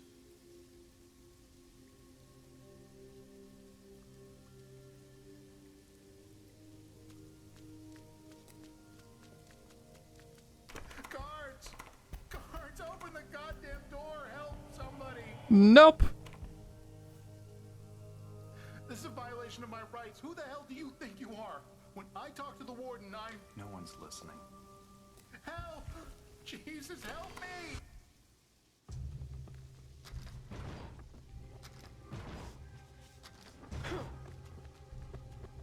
Look at him waddling around.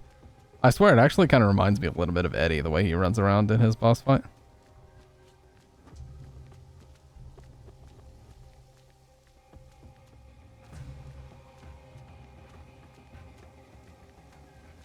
The tension. You could cut it with a knife. I wonder, does he ever attack back? I never figured that out. I don't think he ever attacks back. I think he just stands around.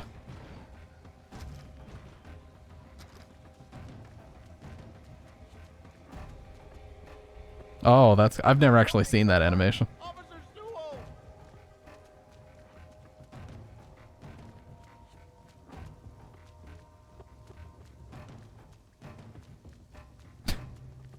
This is so dumb, dude. What?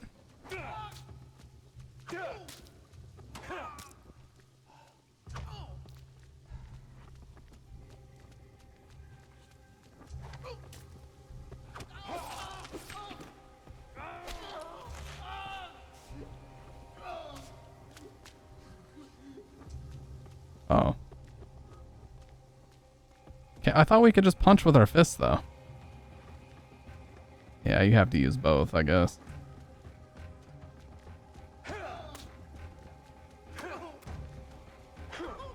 Those little blood splashes, too. So bad looking. I think just one more hit is all.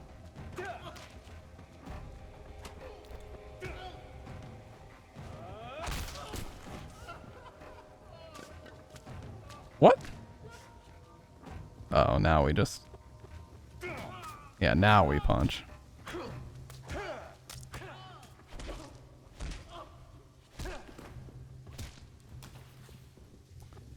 And it's like, there's your main character, everybody. The first thing you see of him is brutally murdering another prisoner, while also being in prison himself. What a great guy.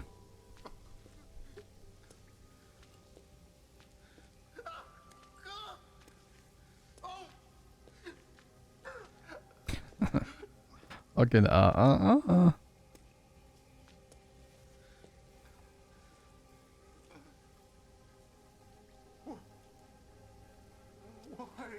You know exactly why.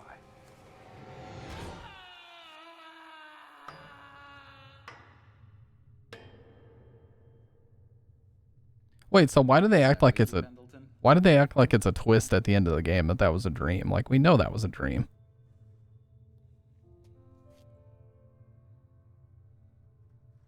Come on, rise and shine, Cupcake. You know the drill.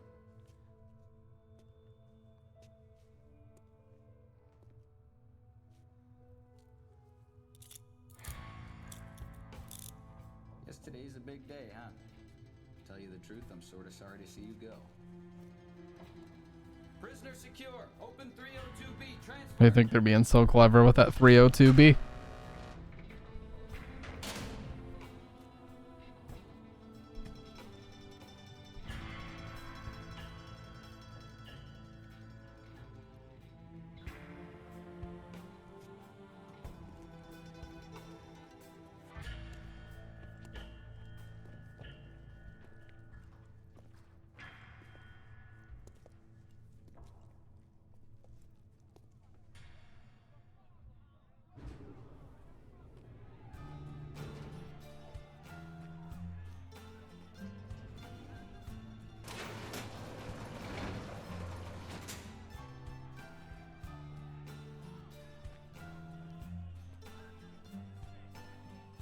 Where you going, huh?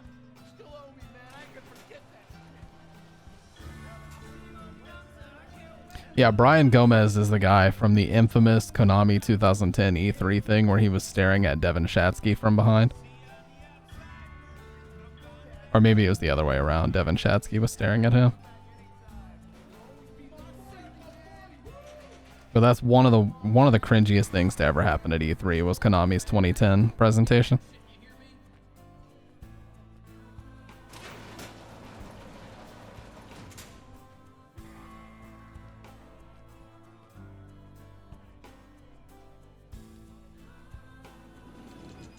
Where they had the one Japanese guy that was hosting it really trying to speak English, but unfortunately his English was really bad, so the people barely understood what he was trying to say.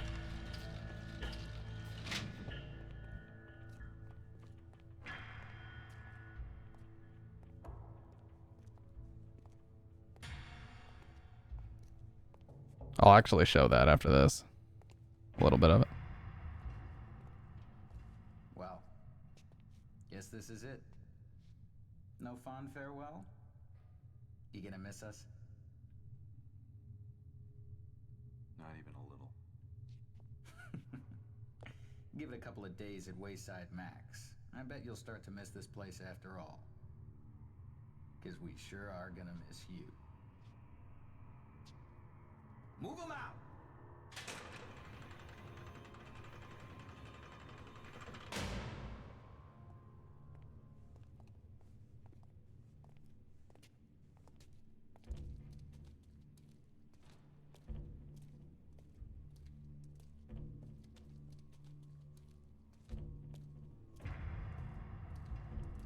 And the other thing about this game is, like, imagine if Akira Yamaoka at least did the soundtrack. There might be some memorable stuff here, but there's not really a whole lot of any memorable music in this whole game. Because, you know, at the very least, Homecoming and Shattered Memories had great soundtracks. I mean, really great soundtracks. Some of my favorites of all of them. All yours now, sugar. But I think he was just fed up with it by the time this shit came out. Yeah. All right. You heard the lady. Mount up. What we got here?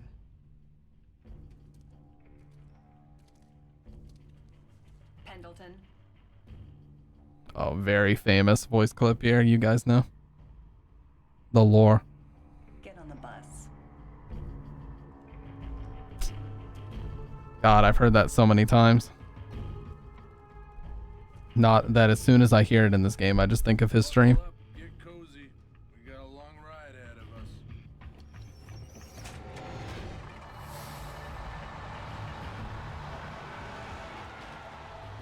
Yeah, I'm sure you're in the same boat.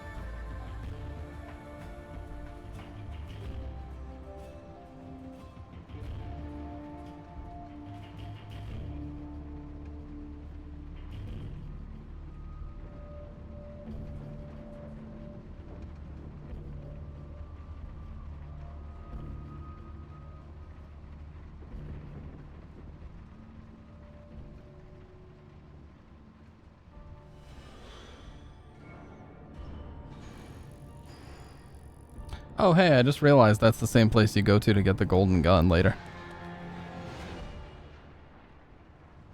Those houses they showed, that's actually his house.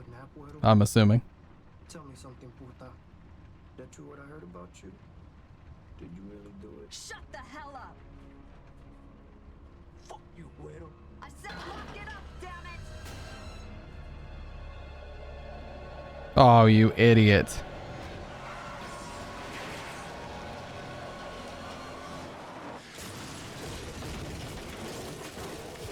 This 240p cutscene.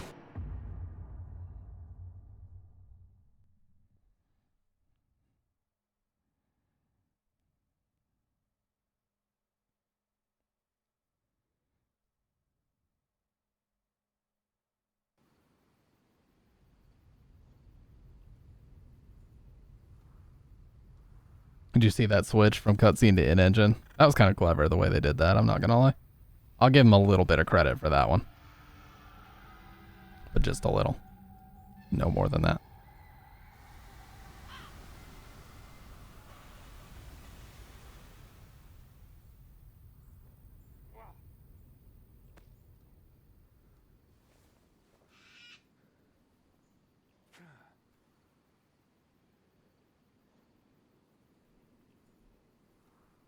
The crow, it symbolizes death. Think. Find the highway. Put some ground between yourself and the bus.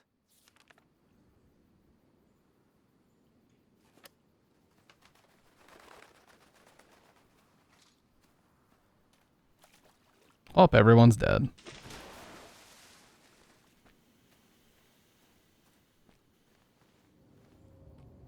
Oh, okay, never mind. It's in water. I was gonna say, look at those leaves, the way it looks like they just float above but it's because they're floating in the water. I was about to not give this game any credit for that one.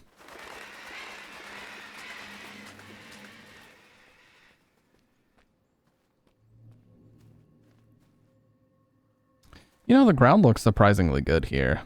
It's a lot of repeating textures, but what's new? I mean, that's just the way this shit works. How far out can you go? I can't even see the other side. Water looks okay. Not horrible. I know a lot of this is Unreal Engine doing the heavy lifting, I mean, but certainly things could look worse, you know. His clothes actually stay wet. Oh no, not this part.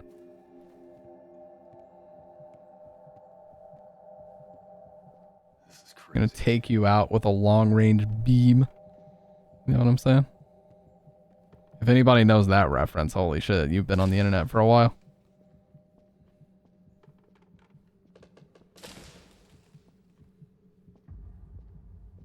Oh my god, he's so unathletic. I have to like jiggle the stick constantly to get him to center again.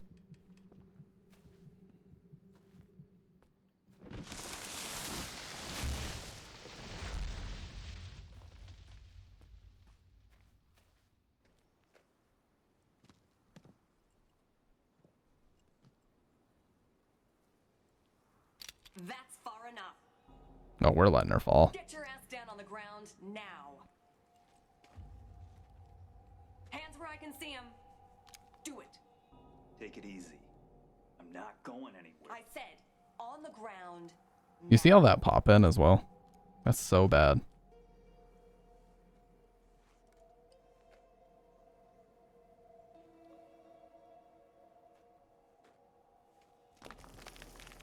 I was just looking for help. And you just happened to lose your cuffs in the process?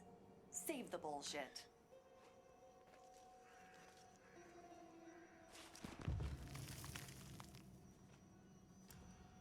This is stupid. I'll meet you back down at the bus, okay? You're gonna get yourself killed. Shut up. Keep your goddamn hands where I can see them.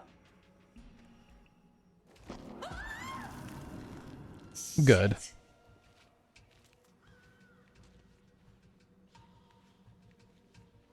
Pull me up. This screen is so ugly, dude. Oh my god. Lever. I pressed B. Whoa, look at the paper trees. You're just gonna let me go? That the deal? I'm not asking, goddammit. Pull me up. I am not going back to prison. Help me. Sorry. Got her. Destroyed.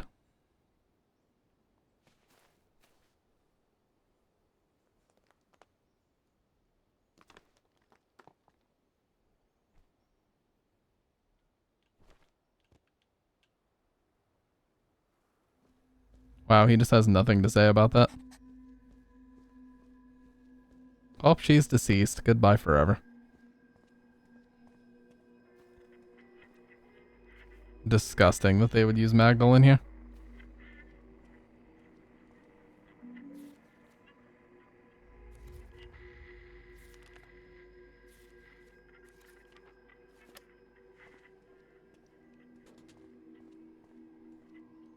Shameful, disgusting, and everything in between. I could break this lock with the right tool.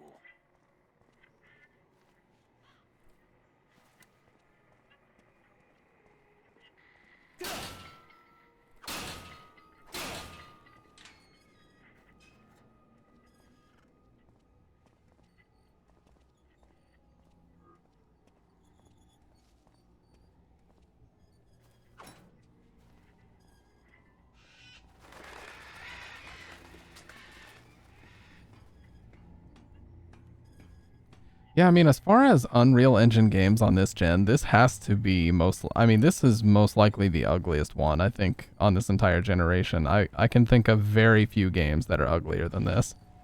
Very, very few.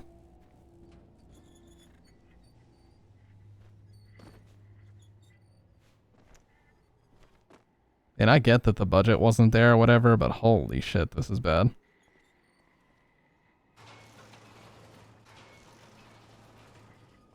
Even on Series X, which is upscaled to 4K or whatever, even then it doesn't look any good.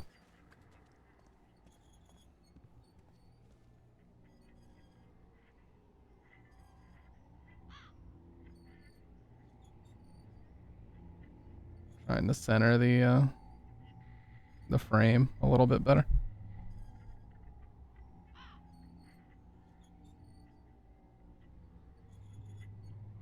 There we go. That's a little bit better.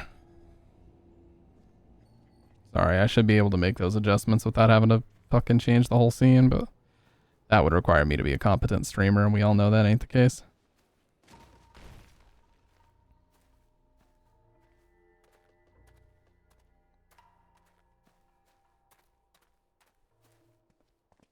Wait, wasn't I supposed to go to that restaurant first? Or did I know I didn't skip that part. Maybe I just haven't got to it yet.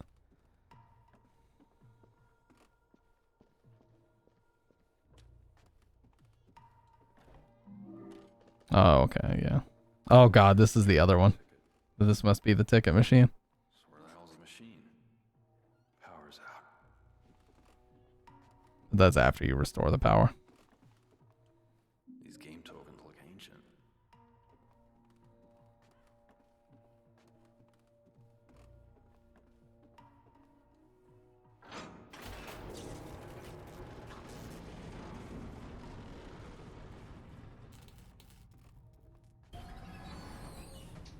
This must be the ticket machine. Oh dear god. Yeah, it's funny how certain things stick out in your brain from other streamers. This must be the ticket machine and get on the bus will never escape my brain playing this. Oh my god, it's so awful looking, dude. There's a hint of something that may potentially look decent in here, but I can't find it. What an ugly game this is. And Alan Wake came out 2 years before this and looked much better with very similar imagery, so.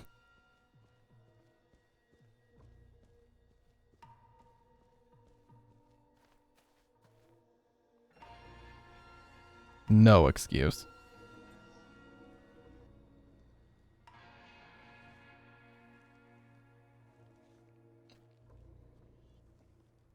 Wow. Look at that. No 52. Oh, flathead V8. No doubt about it.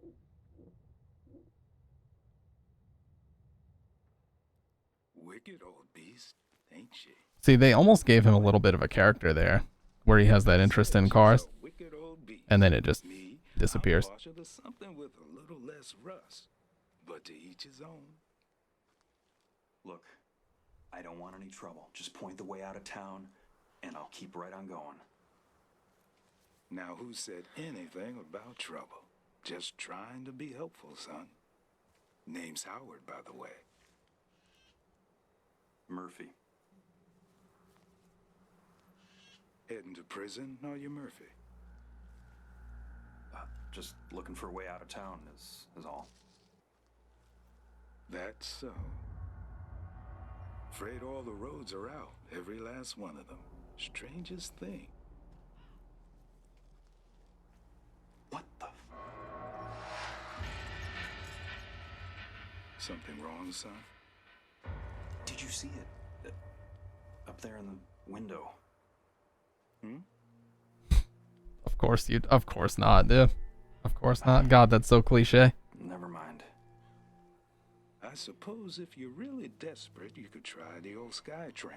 Course, it hasn't really been kept up since the accident. I'll take my chances. That's the spirit.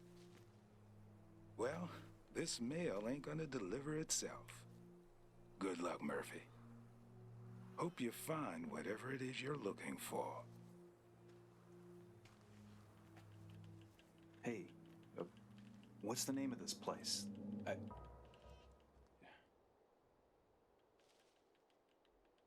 See, like, they almost gave him character where he knew about the car and you could tell that he's very interested in it, and then they just never re-explore that ever again. The one solitary hint of Murphy having an interesting character is just deleted after this and never talked about again. Unfortunately.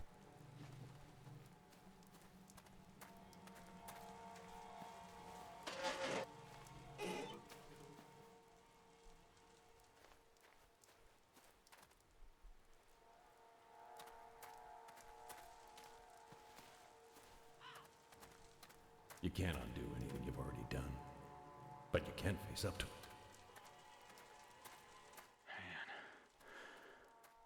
I must have hit my head pretty damn hard in the crash.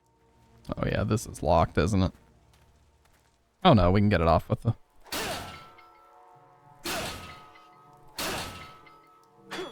Yeah.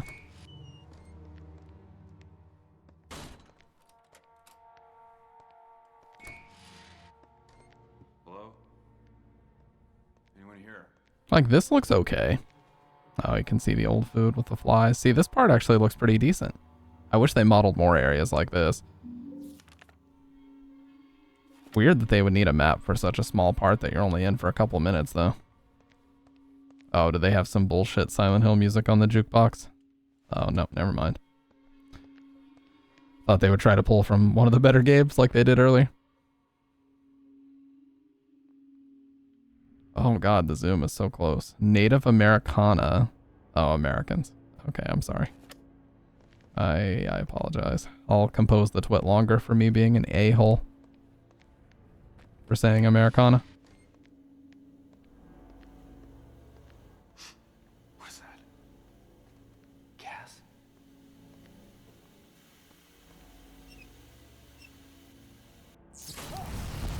Oh, you fucking idiot.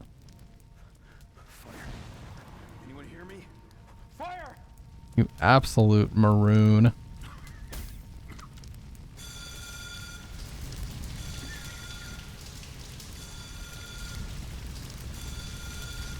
Grease fire, I think, because it's not going out at all.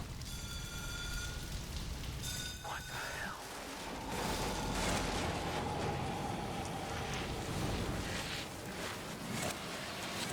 the hell is this?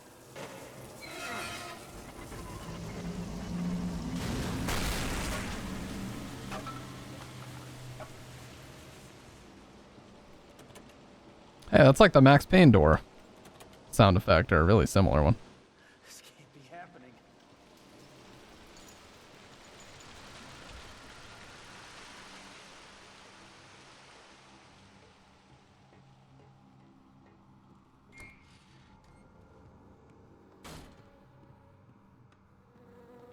You know, I hate to admit it, but I actually kind of like the look of these areas. These are definitely the most interesting. Even though, like Twin Perfect said, it does look a lot like American McGee's Alice areas. Like, at least they had some creativity put into these parts. Way more than anything else in the game.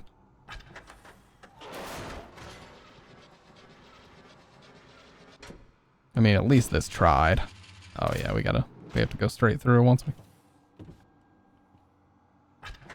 Is this on a timer? You gotta go straight through.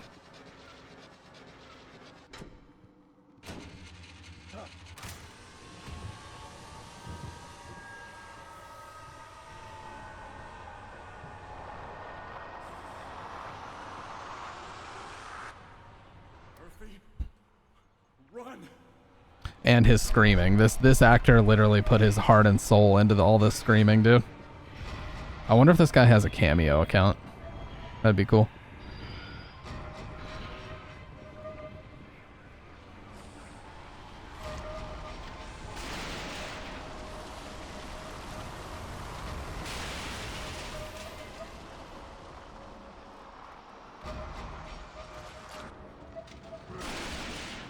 You know, John St. John was the original Cameo actor, the Duke Nukem voice, because people were paying him for voice lines way before Cameo ever existed.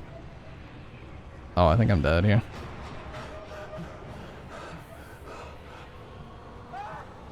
No, but I need to go this way.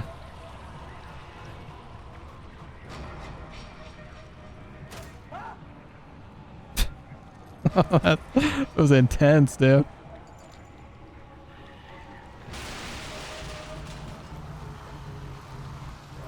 Nope. Goodbye.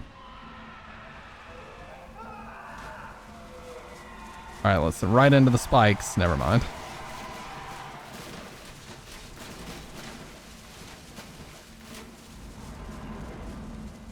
Wow, that was really close, actually.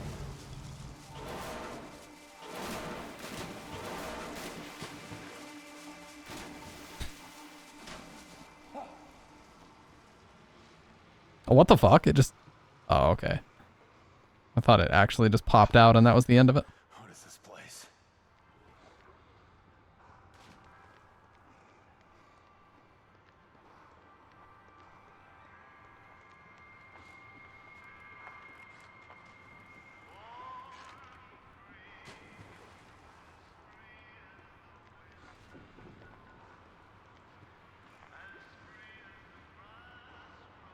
Oh, it's cool. The water's upside down on top.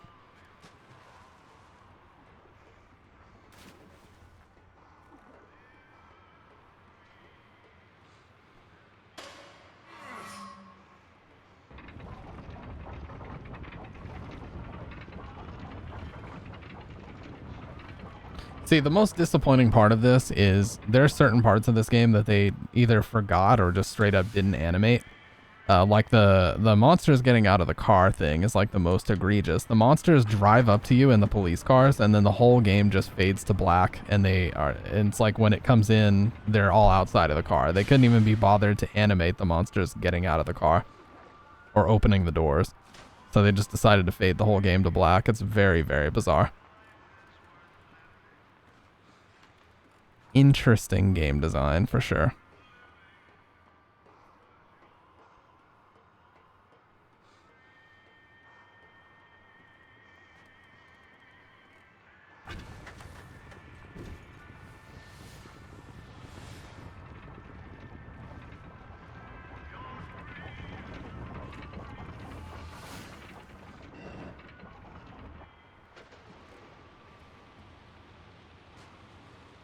Oh, that's cool. See what I mean? Like, these parts have some cool shit. If you take a second to look around, it's pretty neat.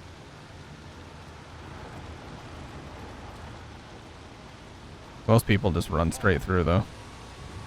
Since that is kind of what you're forced to do. Mostly here.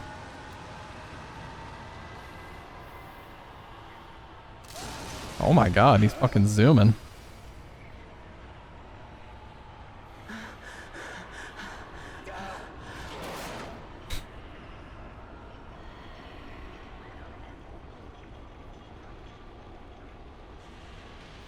Yeah, I always like to show this. It goes so slow when you just sit here and wait.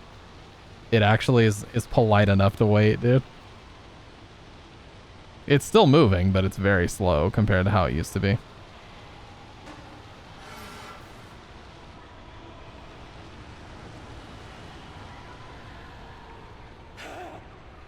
Oh, we just ran around in a fucking circle, dude.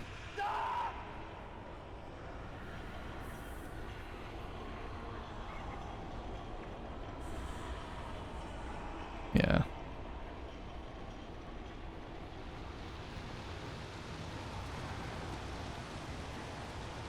What? Oh, well, we're definitely dead now. I just walked into it. How did I survive that?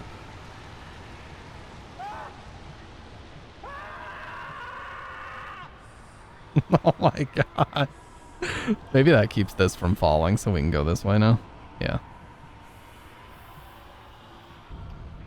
Oh yeah, this part. Oh my god, he's fucking zooming. Oh, it finally slowed him down. He was going so goddamn fast. Holy shit.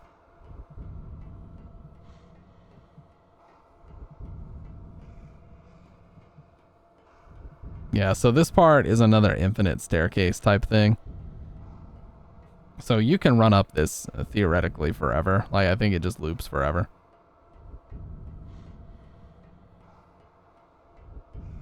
And the only way for this to stop is if you start going down.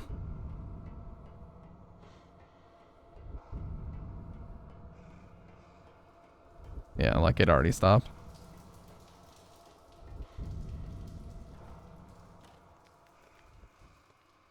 Did that really just happen?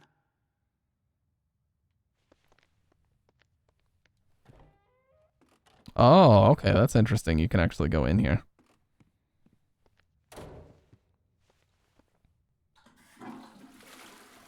Ah, yes. Incredible gameplay. By the way, here's how you check your health. You press start and you go down 3 notches to the fucking statistics screen, and then you can see the exact percentage that your health is at. Again, very interesting gameplay choices here. forget why you actually come in here, though. I mean, I know you have to do that part, but what does it actually give you? I need that money. I really do. I need that money to pay my bills. What's up, Mag? What do you mean, how the turntables? What do you mean by that exactly, dude?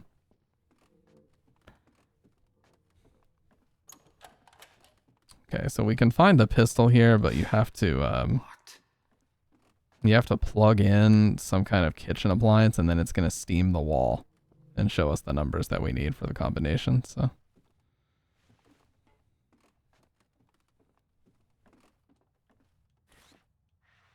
yeah, I don't have any healing yet, but I'm pretty sure we find some in here.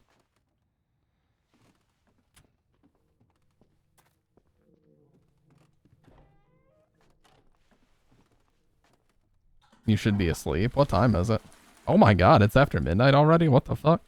Yeah, this is the first Thursday I've been off in a long time, just because originally I requested PTO to align with my Thursday through Monday schedule. But now that I'm on Monday through Friday, it just has created this weird, like 3 weeks in a row, I'm off Monday because I have 3-day weekends, Saturday, Sunday, Monday. And then I work Tuesday, Wednesday, off Thursday, work Friday, another 3-day weekend. That happens 3 weeks in a row, so it's really fucking weird how my schedule is right now. Certainly not complaining, but it's very weird. Having a Thursday off is most certainly not something I'm used to. And we're kind of getting to that point where a lot of people at our company are going to be off for the holidays anyway. Like a ton of people will save up PTO all year just to take the last couple weeks off. So, and sometimes the first week of the new year as well. Stampy Wampy playing a big budget 3D game? Hell yeah. You know how we do.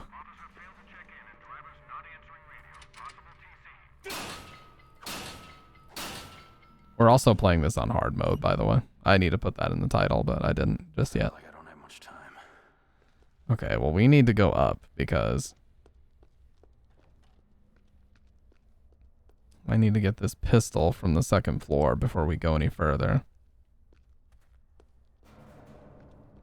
Yeah, hard mode, BTW. It's not much of a hard mode in this game, but it's certainly more interesting than the way I've played it the past few times. I know there's a key for the second floor somewhere. And we are going to find it. I don't think it's this way, though. Look to me that you've played more Downpour than SH2 this year. Well, you're not wrong, but that's because Silent Hill 2 is a game I actually care about not getting burnt out on. You gotta remember that. And take that into account.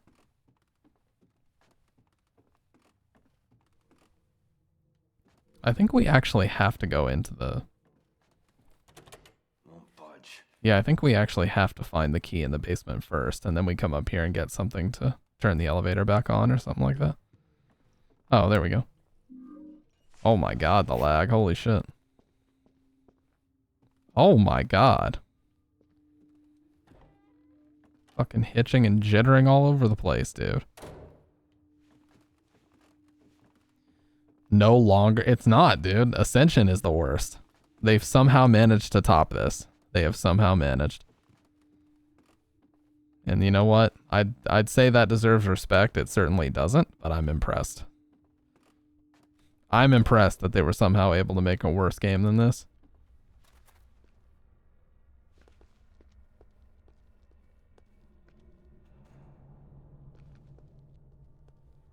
Yeah, because like once this prisoner is in here, this is the first enemy in the game you fight, or at least it will be. Looks like a way out. And this elevator's not working because we got to restore power. Panel's busted.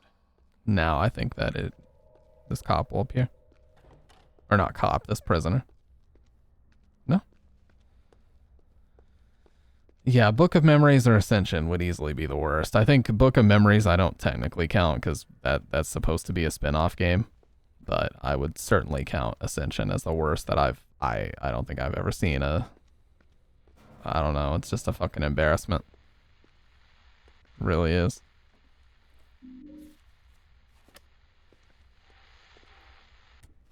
shut that fucker off.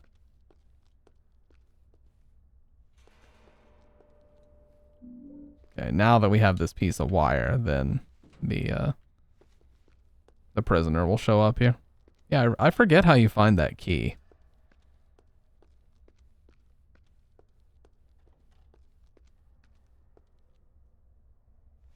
But I know there's a key to the second floor, and then if you solve that puzzle, you get a pistol. It's not like it fucking matters anyway. I'll just fight the thing with a wrench.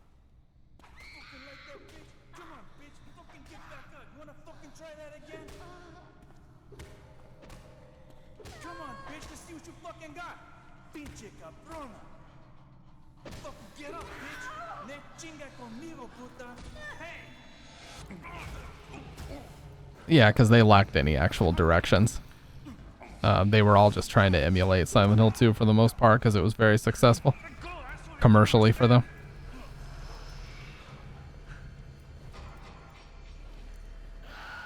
Oh yeah, we should play Origins soon. Should play Origins and Shattered Memories soon.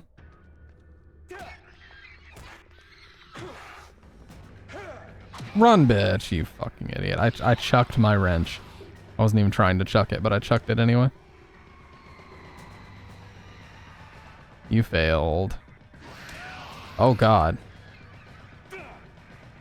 I have a fire extinguisher. I'm not afraid to use it, dude.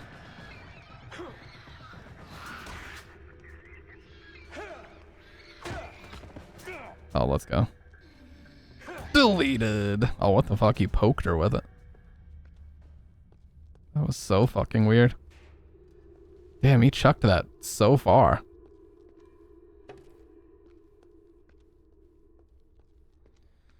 Shattered Memory. Yeah, dude, even the Japanese copy is like $168. The PS2 version is incredibly expensive. The Wii version is actually cheaper, interestingly enough.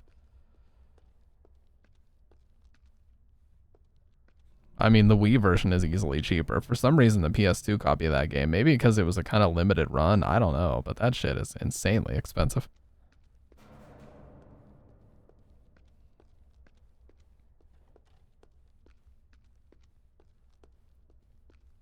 Okay, the elevator's this way. I would rather have this.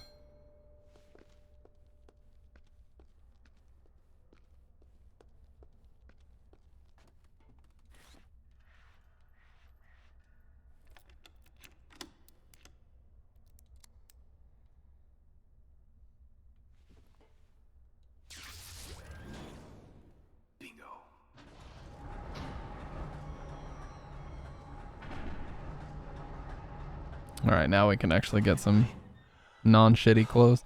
There's also, I think there's some extra outfits you can get for him. I don't know how you unlock any of them. I know there's like a hoodie and a couple other outfits you can get. Nice. But yeah. Huh? What's this? Oh, what? It was raining inside. Did you see that? A long time since I had real clothes.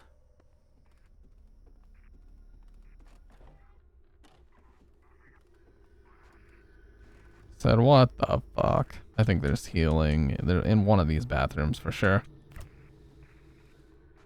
Yeah, unlike me, you can actually wear different outfits in this game. Legit, I think I've worn the same or very similar outfits for probably the last 3 years. Black shirt, either black or gray.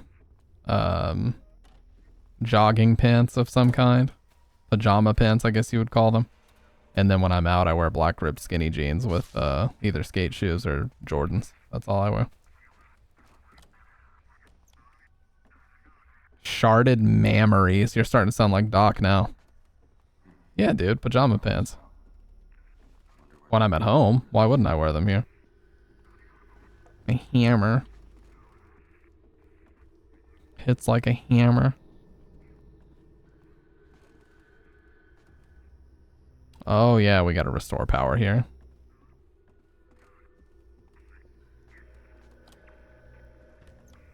Yeah, this is so bad here, watch. It literally just popped into existence, dude. What the fuck? Now I have to jiggle the stick at high speed.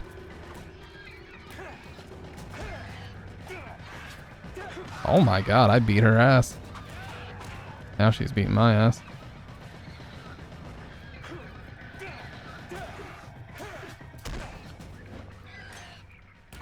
I blocked that horse shit, dude. Oh my god, not again.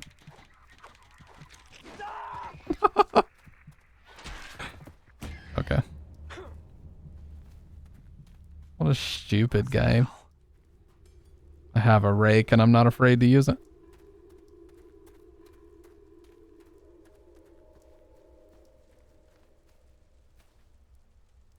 I didn't even try to run a play.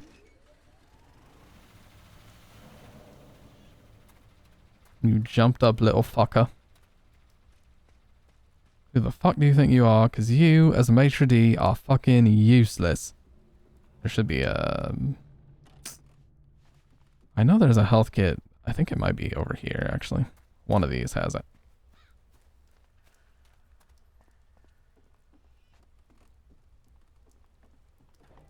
Yeah, I'm pretty sure there's a health kit in here somewhere. Oh, nice. I'll take that. Yeah, here it is.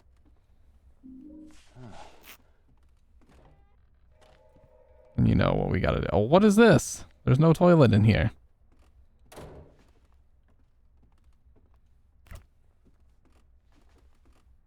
Where's someone supposed to do their business, dude? Oh, that's just that rake. Fuck that. Alright. Alright, so we need to go back and play this jailbreak game. Very on the nose symbolism, by the way. Yeah, you can watch the whole room render. It starts out really fuzzy. Watch this. As you run away. Now watch. You see that? How it like pops in. You see that? It's literally popping in as I open the door. Every single time. They thought we wouldn't notice, dude. They said nobody's gonna check.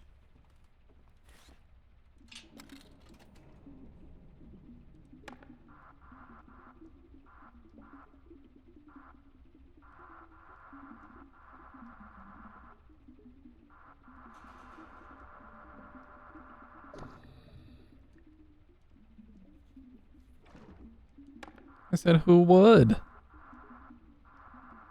Don't. Okay, there we go. Sweet.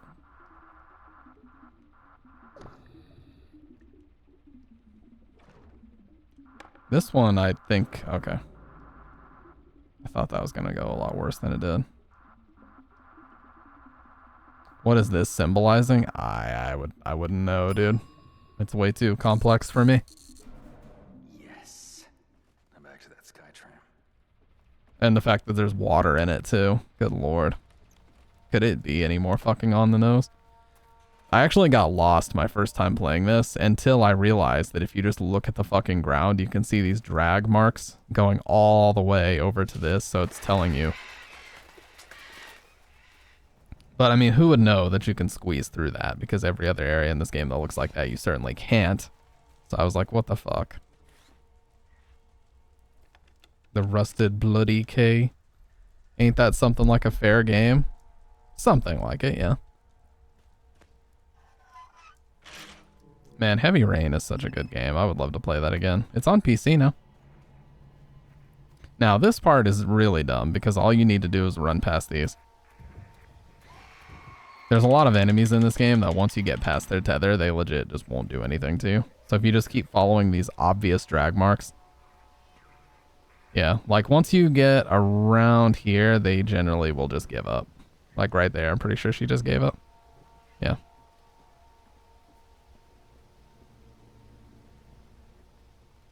Yeah, I've never played Heavy Rain from start to finish. I mainly watched my brother play it many, many years ago.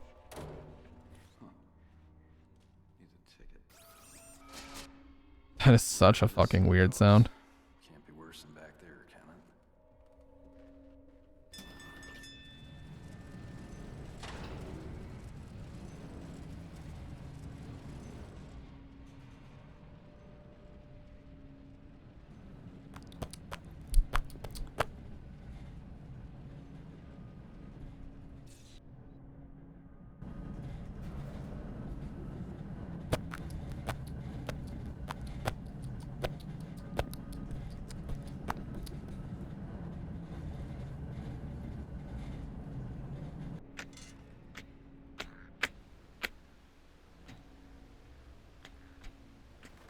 See, it's just fuzzy. Like, there's nothing in this game that genuinely looks good. It all just looks... I don't even know how to describe this game. It's all just soft and muddy and blurry and fuzzy. Like, those are the only adjectives that come to mind when I try to describe how this looks. Anytime something looks good, once you get up close, it's considerably worse than you originally thought.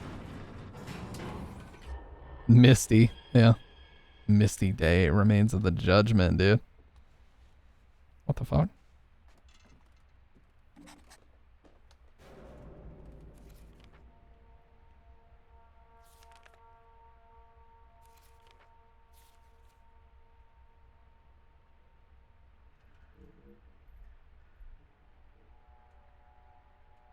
Hang on a second, I want to check something. Well, it's like non-existent art direction. I mean, it has art direction in a sense. Like, I'm not gonna sit here and say it has zero. You know, that's just not really a fair thing to say. But it's very, very just not. I mean, it's just not good looking at all. I mean, obviously it has it, as in it exists, but man, it's so rough. Like, Shadow of the Colossus is blurry and foggy as fuck, but it looks great, especially for a PS2 game. Yeah, and I think the scale of that game and just how, like, how everything comes together completely makes up for any lack of that type of thing that it would have. But yeah, I don't know, man.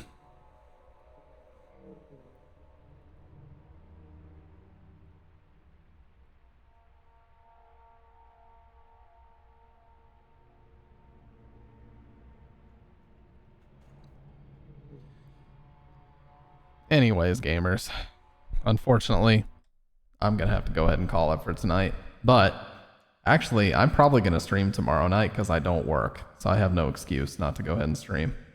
But Stamp of Approval is a very good name for a podcast. I think I might actually run with that one. I'm going to go grab myself some damn food. And yeah, so if you guys want to join the Discord, I think everyone in here is already in it, but if you'd like to join it, there it is. Here's my YouTube channels. With that being said, I'm going to break the chains on room 302, and I will talk to you guys later. Goodbye.